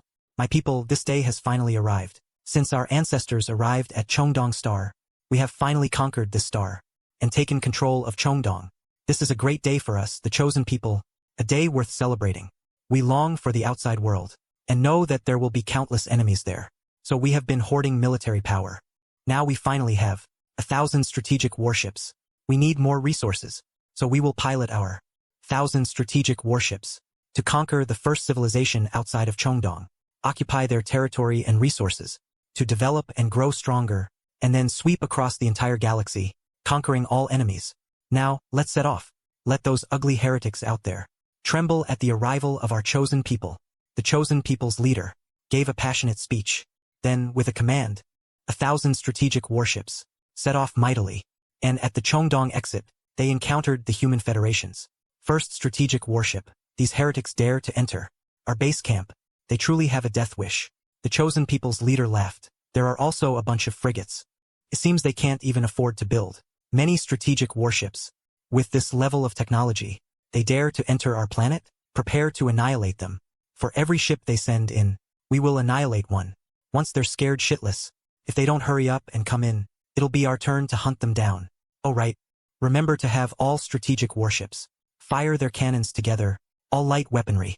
The chosen's leader laughed loudly and immediately gave the order. So 1,000 strategic warships rushed forward toward the Human Federation's vanguard, firing like crazy. However, what confused the chosen was that something happened quickly. Report, leader. These frigates' shields seem to be extremely strong. Our ship cannons can't penetrate their shields. The adjutant reported with a grim expression. Use disruptors, armor-piercing weapons. The chosen leader was a little surprised, but didn't take it to heart. Then, the chosen's 1,000 strategic warships switched weapons and launched a brand new barrage. However, this round, carrying shield-piercing, armor-shredding disruptors, was completely blocked outside the shields. The penetration effect was non-existent. Not even a drop of the frigates' shield energy was lost. Report, leader. Our disruptor weapons aren't working either. The adjutant's voice finally held a hint of panic, while my strategic warships and frigates kept appearing, advancing with unstoppable justice. How is this possible? The chosen's leader couldn't shake the bewilderment, worried about the live stream monitoring. The Chinese viewers, after seeing the chosen one's number of battleships, were dying of laughter. The Sakura country viewers were even more ashen-faced. Just moments ago they were sucking up to the chosen one, but now they immediately started calling them trash. I thought they were going to be strong, but is this it? Only 1,000 strategic ships. He better have other fleets. Speaking of which, is Lin Maheng's shield armor really that OP? These chosen ones have at least 1,000 strategic ships, acting as horse archers, yet they can't even break the energy. Shields of a frigate.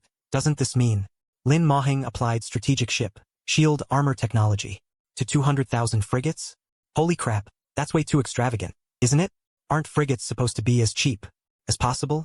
Is it possible that, for Lin Maheng, this is already the cheapest option? Furthermore, did you guys notice something? Lin Maheng's fleet advance seems a bit slow, doesn't it? He clearly has a warp drive, appearing instantly with ease, but he's only now showing up with 100 or so. Your evil buddy. This is probably because the first strategic ship detected the fleet size in the Chongdong galaxy, so he's doing it on purpose, right? Can't wait to see the Chosen One leader's expression. Can't wait to see the Chosen One leader's expression. In the Stellaris world, the Chosen leader doesn't believe in the supernatural. Continue the orders. Their shields and armor can't possibly. There must be a breaking point. Keep intensifying the firepower. And so, ship after strategic ship began a new round of bombardment. This time, all the ship cannons, without reservation, fired repeatedly. However, this time, they still couldn't even break through the shields. But those warships were still advancing.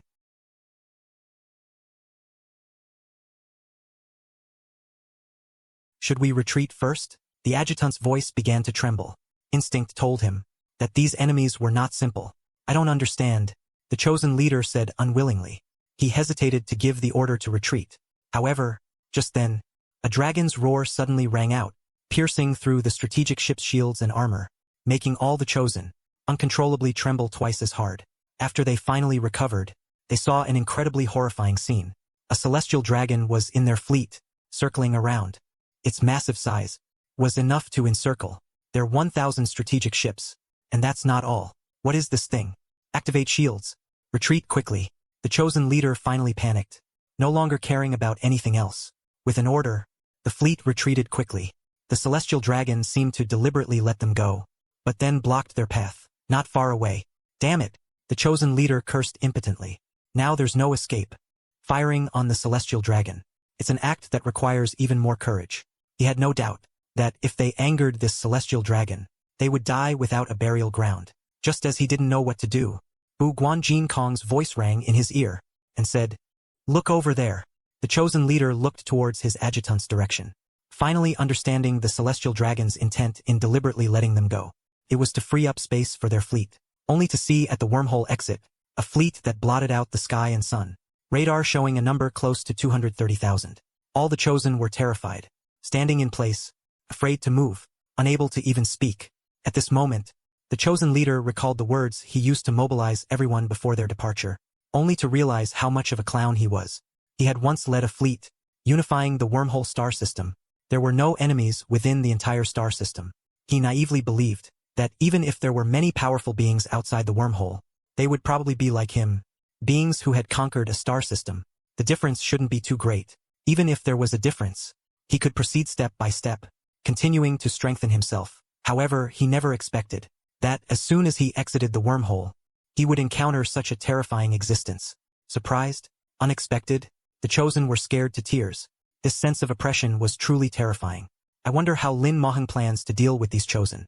In the Stellaris world, all the chosen didn't dare to move, waiting for my reaction.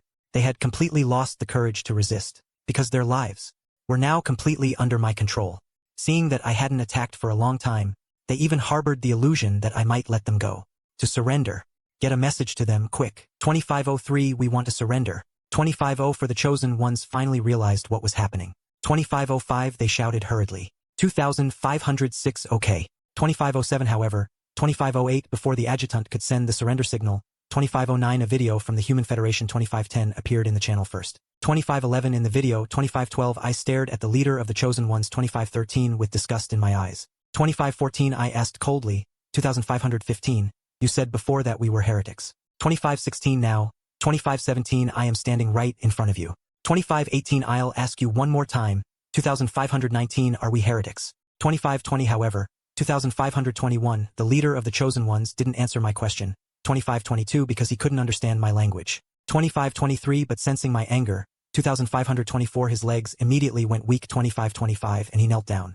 2526, then he rattled off a bunch of stuff. 2527 Everyone was worried that the live stream could understand 2528 and communicate fluently in various languages 2529 because of the power of the Stellaris game. 2530 But my Stellaris world 2531 doesn't have those things. 2532 The linguist who was initially responsible 2533 for contacting the chosen ones 2534 hurriedly walked back and said, 2535 Leader, 2536 This is my responsibility. 2537 I'll relay your words to them right away. 2538 I just nodded. 2539 But the interest was completely gone. 2540 Whoa. 2541 This is a bit too realistic. 2542 We've watched too many live streams 2543 and forgot about this. 2544 Languages in the Stellaris world are not mutually intelligible. 2545 The National Fortune game livestream has that ability. 2546 But if it completely unified the languages, 2547 then the Stellaris world 2548 wouldn't be very realistic or plausible. 2549 So, through the linguist translation,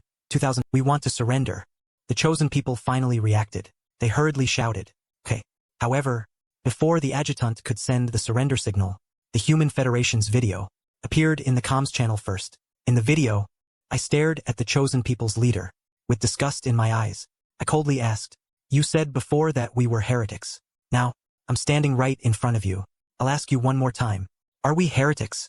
However, the chosen people's leader didn't answer my question, because he couldn't understand my language. But sensing my anger, his legs immediately went weak, and he knelt down. Then he babbled a bunch of stuff. I doubt anyone in the live stream could understand him. And the language barrier between countries has been eliminated. It's because of the power of the Stellaris game. But the Stellaris world I'm in doesn't have those things. The linguist initially responsible for contacting the chosen ones hurried back and said, Leader, this is my responsibility. I'll relay your words to them right away. I just nodded. But the nature is completely different. Well, this is a little too real. We've been watching live streams too much. We've forgotten about this.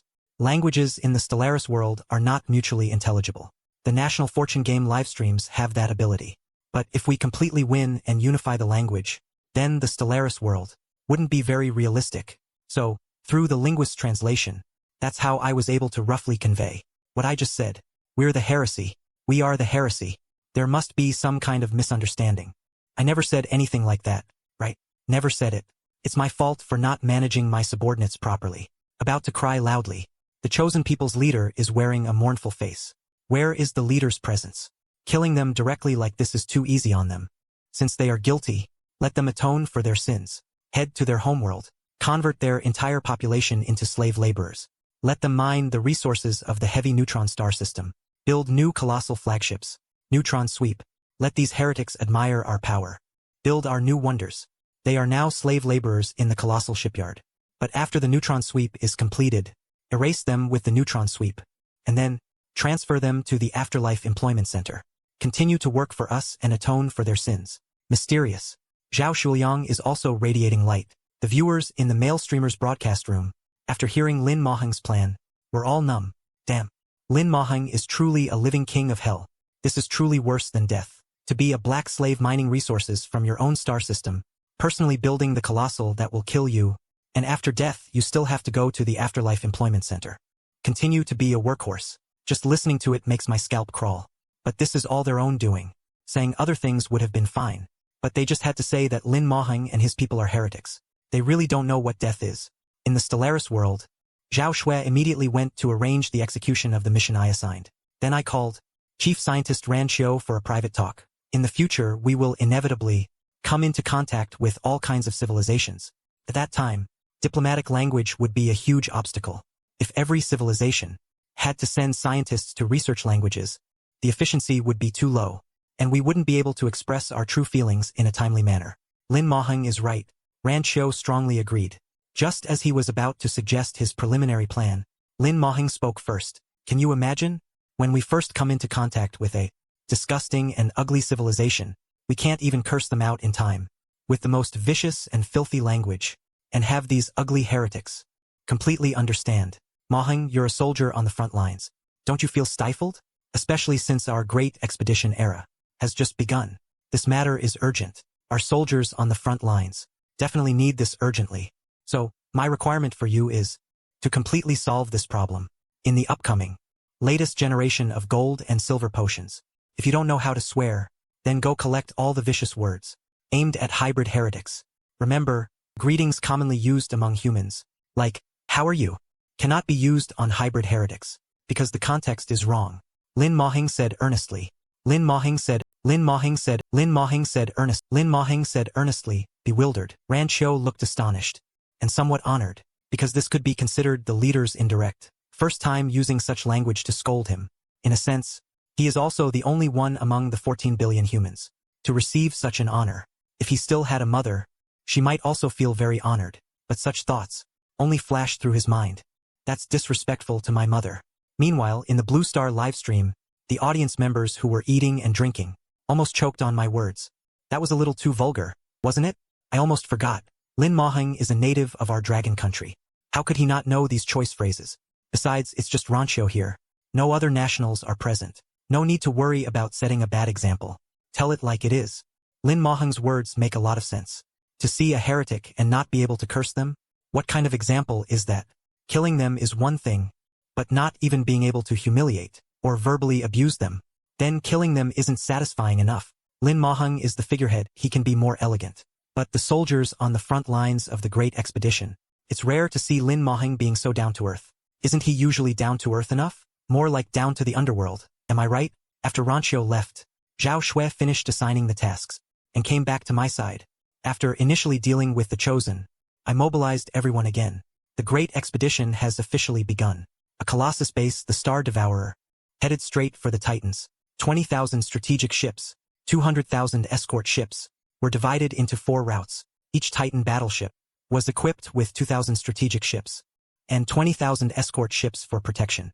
They carried a large number of science ships, construction ships, colony ships, army transport ships, as well as scientists and army soldiers. Using the quantum catapult, I set off towards the planets that the science ships had already scouted, and after the first conquest, connected the territories into a line that allowed the ring to gather, and a smooth and unobstructed trade route. Still got the Silver Galaxy art troops tour routes and stuff. My origin planet is Terra. Chu Xie's origin is the United Planets. Bread Machine 1 planet and Heavy Industry planet each have a fleet left to defend their home. These 4 fleets will only go on expeditions after the second batch of warships are built. Everything is going according to my plan. At the same time, my doomsday system has also updated.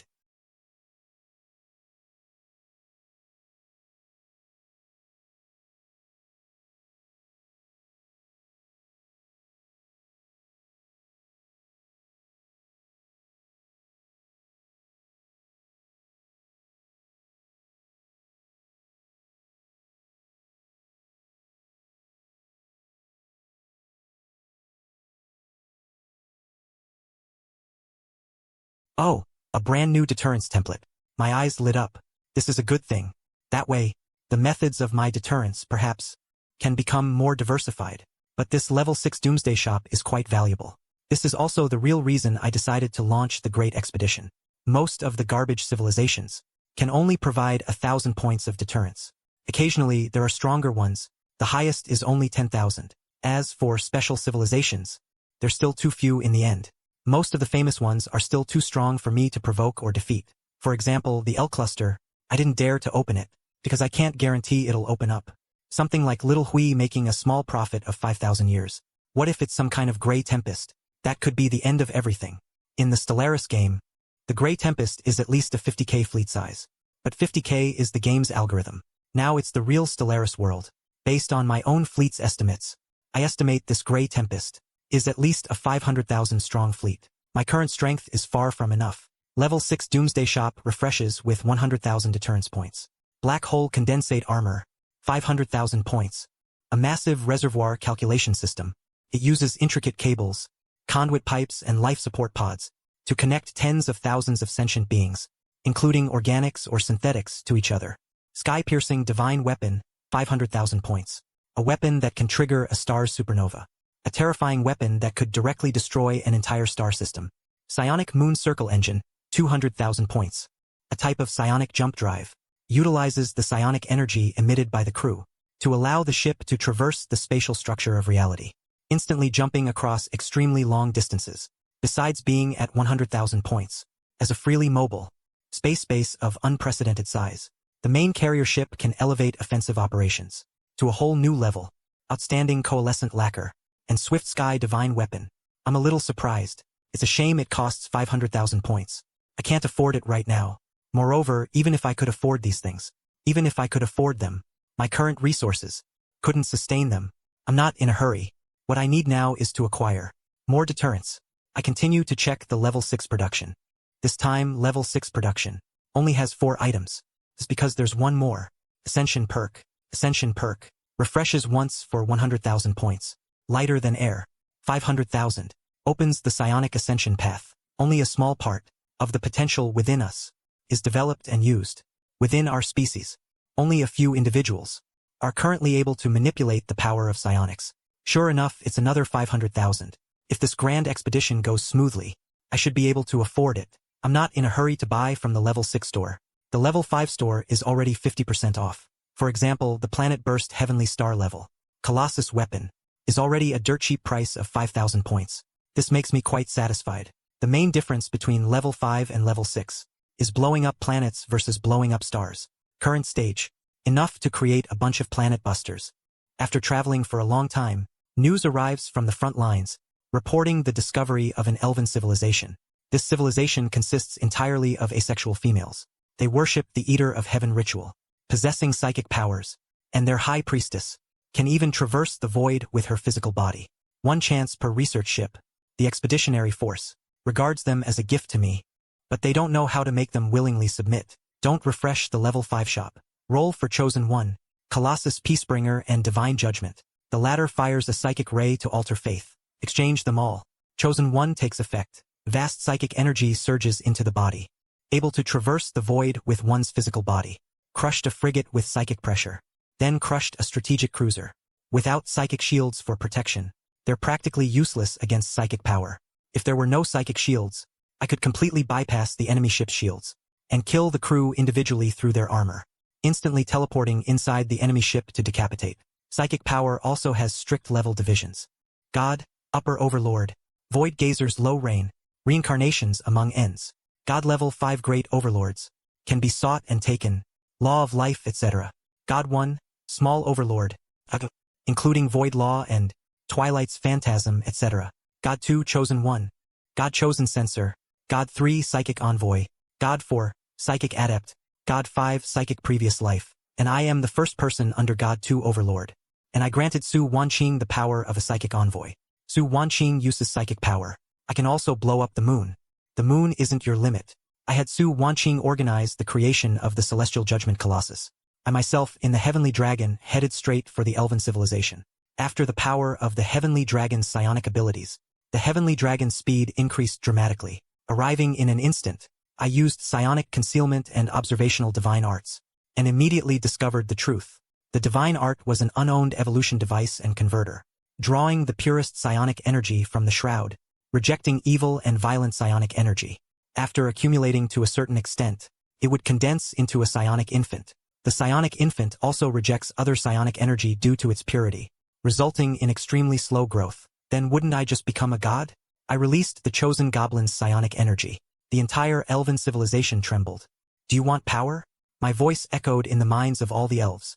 As the fourth scourge, I can grant you power, but you must believe and follow my will.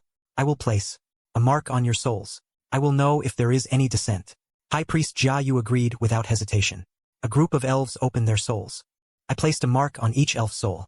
Then I refined the divine art and explained the truth to the elves. This divine art has made you, but it has also bound you. If you want to break the shackles, then you need me to refine this divine art and become your new deity. After death, I will be your destination. Where I am is your home. High Priest Jia Yu bowed deeply. From now on, you are our deity, our destination, our home. No matter where in the galaxy, wherever you are, that is the eternal homeland of the elven civilization. A group of lights intertwined and converged. The power of faith poured into my body. The divine art was refined. Psionic power greatly increased. Even the scientist, Wan Yao, who was present, could all become you. I could become you. I could become you. I could become you. Psionic power greatly increased.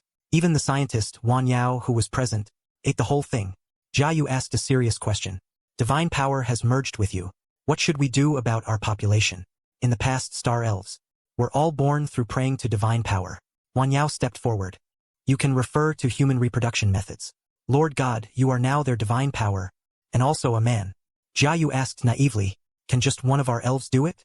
Wan Yao's scalp tingled, but he still said, theoretically, there's no problem. It's just a matter of time. Very good.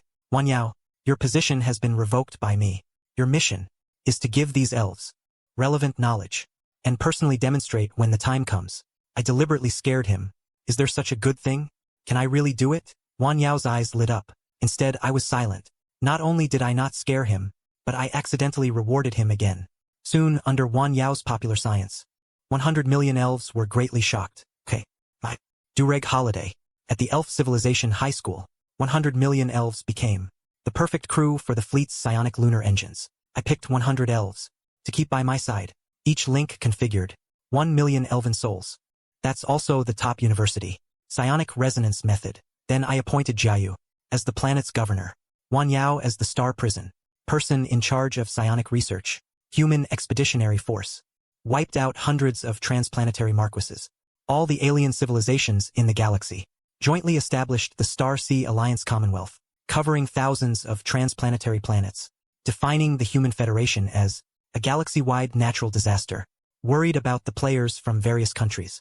Joining the Commonwealth without exception. They all chose a Tier 1 civilization start. They, through delay, pieced together my profile from Sima Ji, plus the Fallen Empire, also alien intelligence. Increased greatly, with the players from various countries, even obtained the appreciation of the Fallen Empire, and got strategic cruiser technology. 15 billion human compatriots silently watched the video. No one spoke. I didn't speak either. The anger of 15 billion people seemed to tear space apart. They were waiting for my order. Many of you are veterans who followed me from the Terra system and fought our way out. 15 years ago, on Earth, there were 4 billion hybrids of heresy. At that time, humanity was weak. I asked you to take up all the weapons around you and follow me to fight. You weren't afraid then. Now we have 15 billion compatriots, strategic ships, fortresses, megastructures, colossus weapons. But there are more and more enemies, getting stronger and stronger. This time we face 1,000 star systems worth of enemies. We might even encounter fallen empires. This battle is destined to be bloody. Are you afraid? We will not retreat in this battle.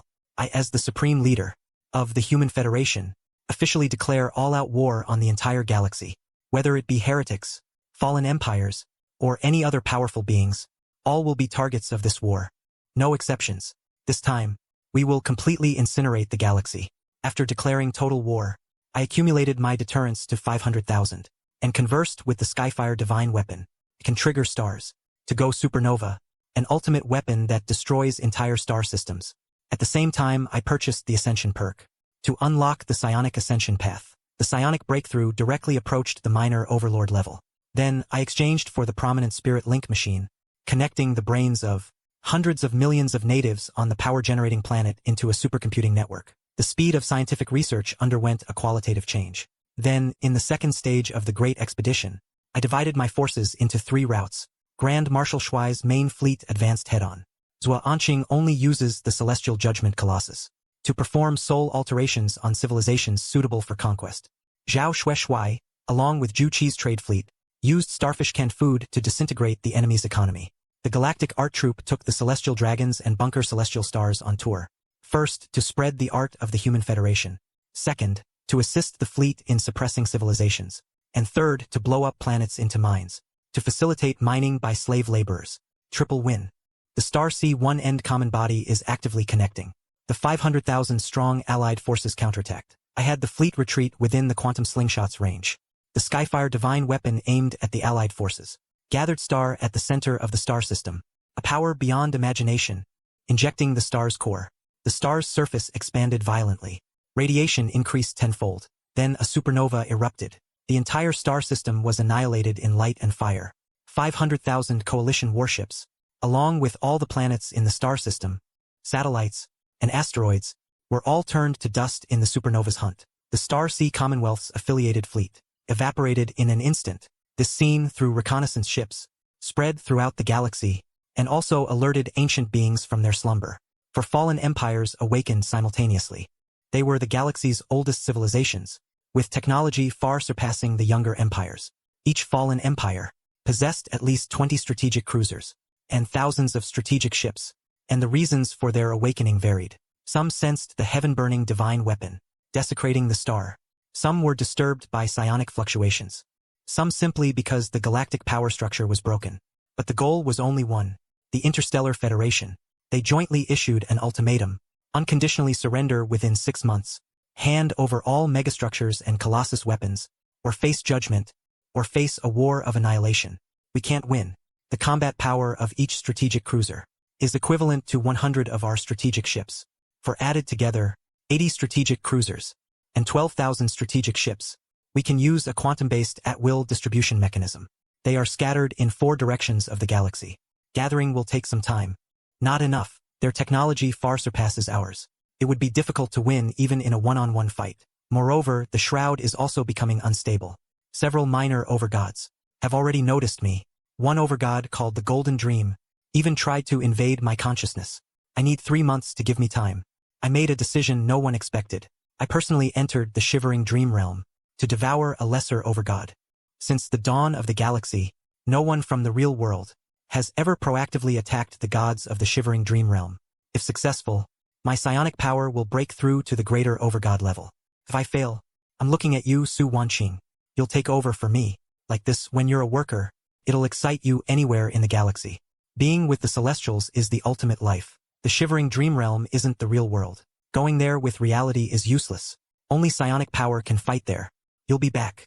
You always say you might not come back, but you always do. I've chosen my target. The lesser overgod, Point of Emptiness. Also the weakest in the Shivering Dream Realm. Immediately I took 100 Clear Spirit Psionic Envoy's faith power and entered the Shivering Dream Realm in the flesh. The Shivering Dream Realm isn't physical space, but is composed of consciousness and psionic power. Another kind of universe. All physical laws are ineffective. Only the strength of consciousness and psionic power determine everything. The Point of Emptiness's domain is boundless nothingness. No light, no sound, no direction. Its method of fighting is devouring, slowly dissolving any psionic entity that falls into its domain. As if it were itself, I stepped into the stone psionic energy, and was immediately slowly being drained. Insignificant vermin. You dare step into my domain? Inside there is no sound. Only thoughts are conveyed. I've come to take your psionic power. The domain began to shrink. The pressure increased 100-fold. The psionic shield was rapidly depleting. The normal method is to cultivate bitterly for thousands of years. But I didn't have millennia. System. Convert all remaining deterrents into psionic energy. Confirm conversion. Current deterrent strength, 230,000 points. Convert all to psionic burst. Warning. This operation is irreversible. Confirm. 230,000 points of deterrent strength are instantly transformed into vast psionic energy, like detonating a supernova in the void. The space between the points of singularity is torn open, and then I transform into a golden torrent of psionic energy, rushing into the core. 2 wills collide. My will is forged from 15 years of galactic conquest, while the singularity's will is the lonely accumulation of billions of years in the void. It doesn't even comprehend what conquest is. It's the roar of Earth's first declaration of war, the pressure of a hunting formation of 10,000 corvettes, the blue light of quantum slingshots tearing space, the magnificent shattering of planets under stellar explosions, the shock of 15 billion people, rising to fight to the death, never retreating. For beings that have never experienced any emotion, these are weapons they can never understand or resist. The nothingness collapsed. Psionic energy surged into me like a flood breaching a dam, and I devoured a minor overlord. 3 months later I returned. My psionic power had broken through to near the level of a grand overlord. The shroud trembled. The remaining minor overlords all contracted their domains. The grand overlords also began to take notice. Su Wanqing stabilized the situation during my absence, using the quantum slingshot to pull back the main defensive forces. She ordered the expeditionary force to contract its lines. But the remaining forces of the galactic community at the edge of the galaxy seized the opportunity to counterattack, recapturing dozens of star systems. The fallen empire has completed its mobilization. There are 3 months left until the ultimatum deadline.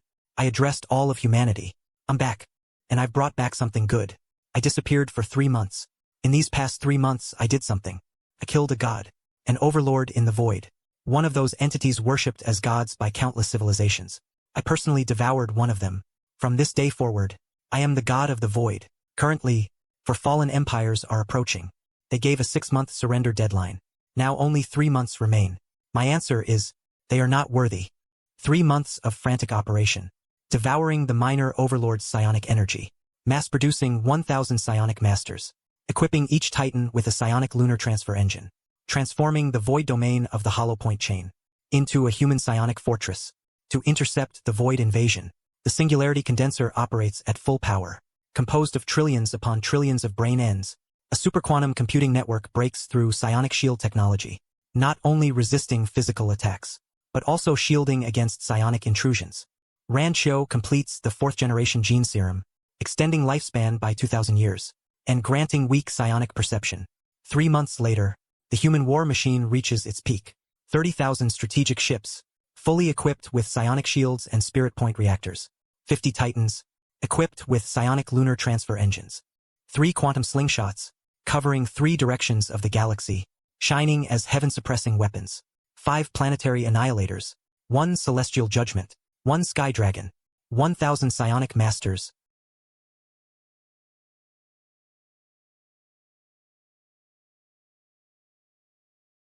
for a total of 80 strategic cruisers, and 12,000 strategic ships.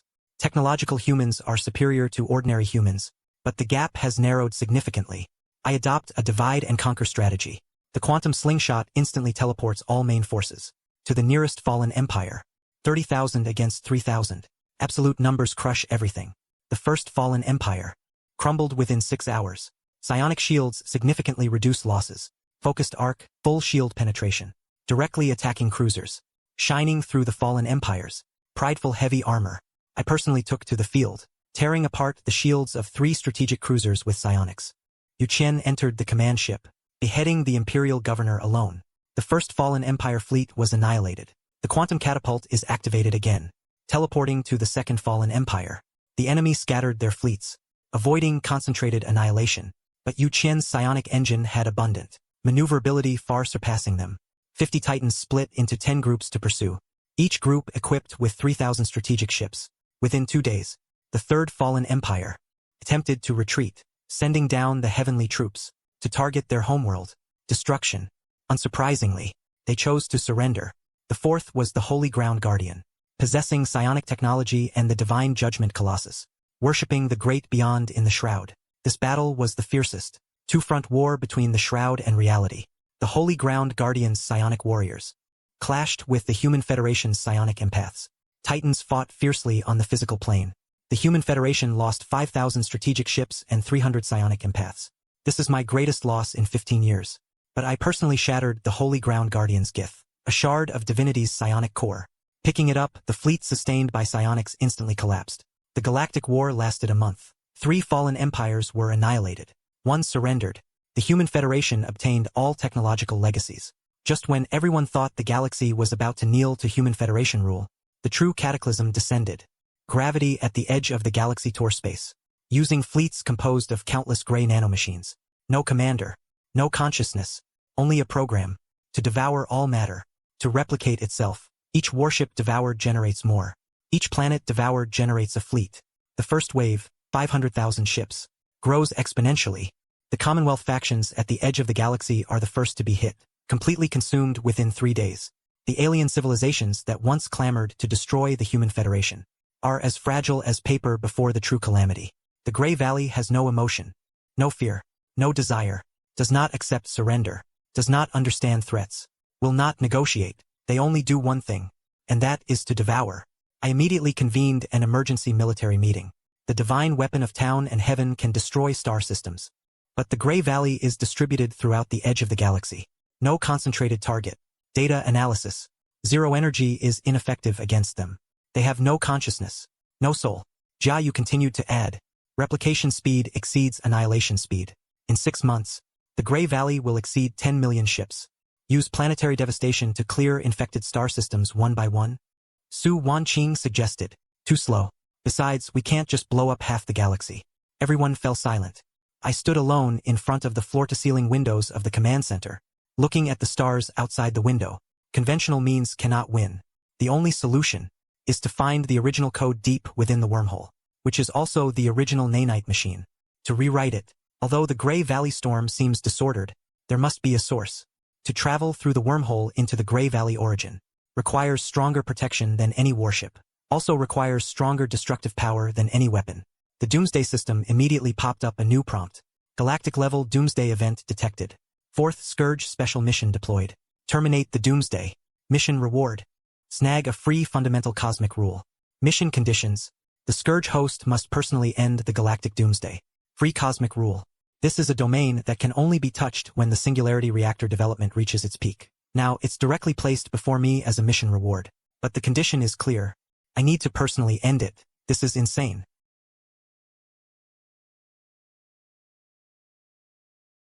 Inside is the Grey Tide's nest. I have psionic shields. The Grey Tide can't devour psionic barriers. I don't need to fight all of the Grey Tide. I just need to find the source. Appreciate it. I told it my worst-case scenario. If I don't come back, Su Wanqing becomes the supreme leader. Annihilation slingshot. Heavenly Inferno divine weapon. Transfer command of the entire fleet. Command of the entire fleet is transferred. Unconsciously flying towards the Grey Tide's impulse. This is 100 layers of psionic shielding. Each layer is enough to withstand a full barrage from strategic cruisers. This is the power I only gained after devouring Little Overlord. At the entrance to the wormhole, the Grey Tide's density is so high it obscures all light. Countless Grey nanites surge like living things. Sensing my approach, they frantically gather. The shield surface begins to be eroded. I accelerate into the wormhole. The inside of the wormhole is a distorted spacetime. There is no up or down. There is no direction. There is only endless gray. The Grey Tide has built a vast network here. Each nanobot is a node. Dream information, thoughts and goals. Without psionic perception, search for the source. Finally, I found it in a spacetime folding point at the deepest part of the wormhole. It was a sphere only 1 meter in diameter. It was a sphere with a diameter of only 1 meter. Floating in the void, its surface shimmering with a strange silver luster. Instead of the Grey Valley's gray. The rock code is also the first Grey Valley nanite. But as I approached, I sensed a threat. The entire reactivated Grey Valley surged forth at once. The density so high that my shields began to peel away layer by layer. I concentrated all my psionic power in my right hand, not to destroy.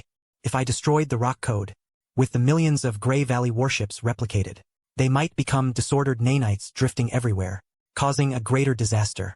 I ultimately chose to rewrite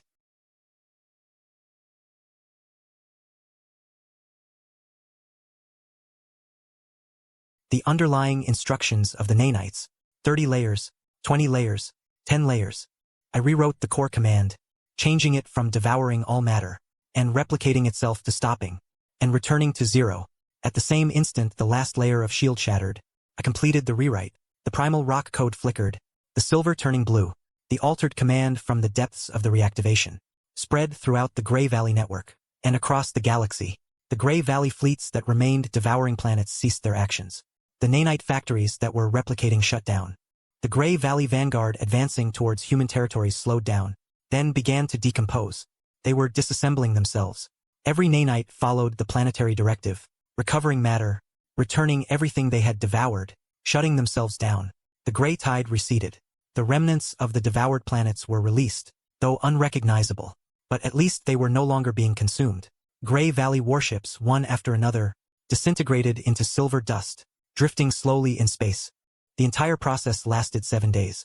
The Grey Valley completely disappeared from the galaxy. I disappeared as well. Su Wanqing waited by the quantum bomb factory for 7 days. Zhao Shui watched the screen for 7 days. The homeworld searched the void for 7 days. 15 billion people, along with the ashes of their compatriots, sucked for 7 days. The wormhole started its exploration after vanishing in Grey Valley. Day 8. The wormhole completely closed, but no one came out. I went missing but not dead. Su Wanqing, through the psionic link, could still feel a faint presence, like an echo across countless layers of the universe. But she couldn't find it. I left no trace in the void either. Su Wanqing arranged for a successor to become the supreme leader. 1 year later, the galaxy was pacified. The Commonwealth at one end of the galaxy no longer existed. The remaining civilizations were conquered or submitted.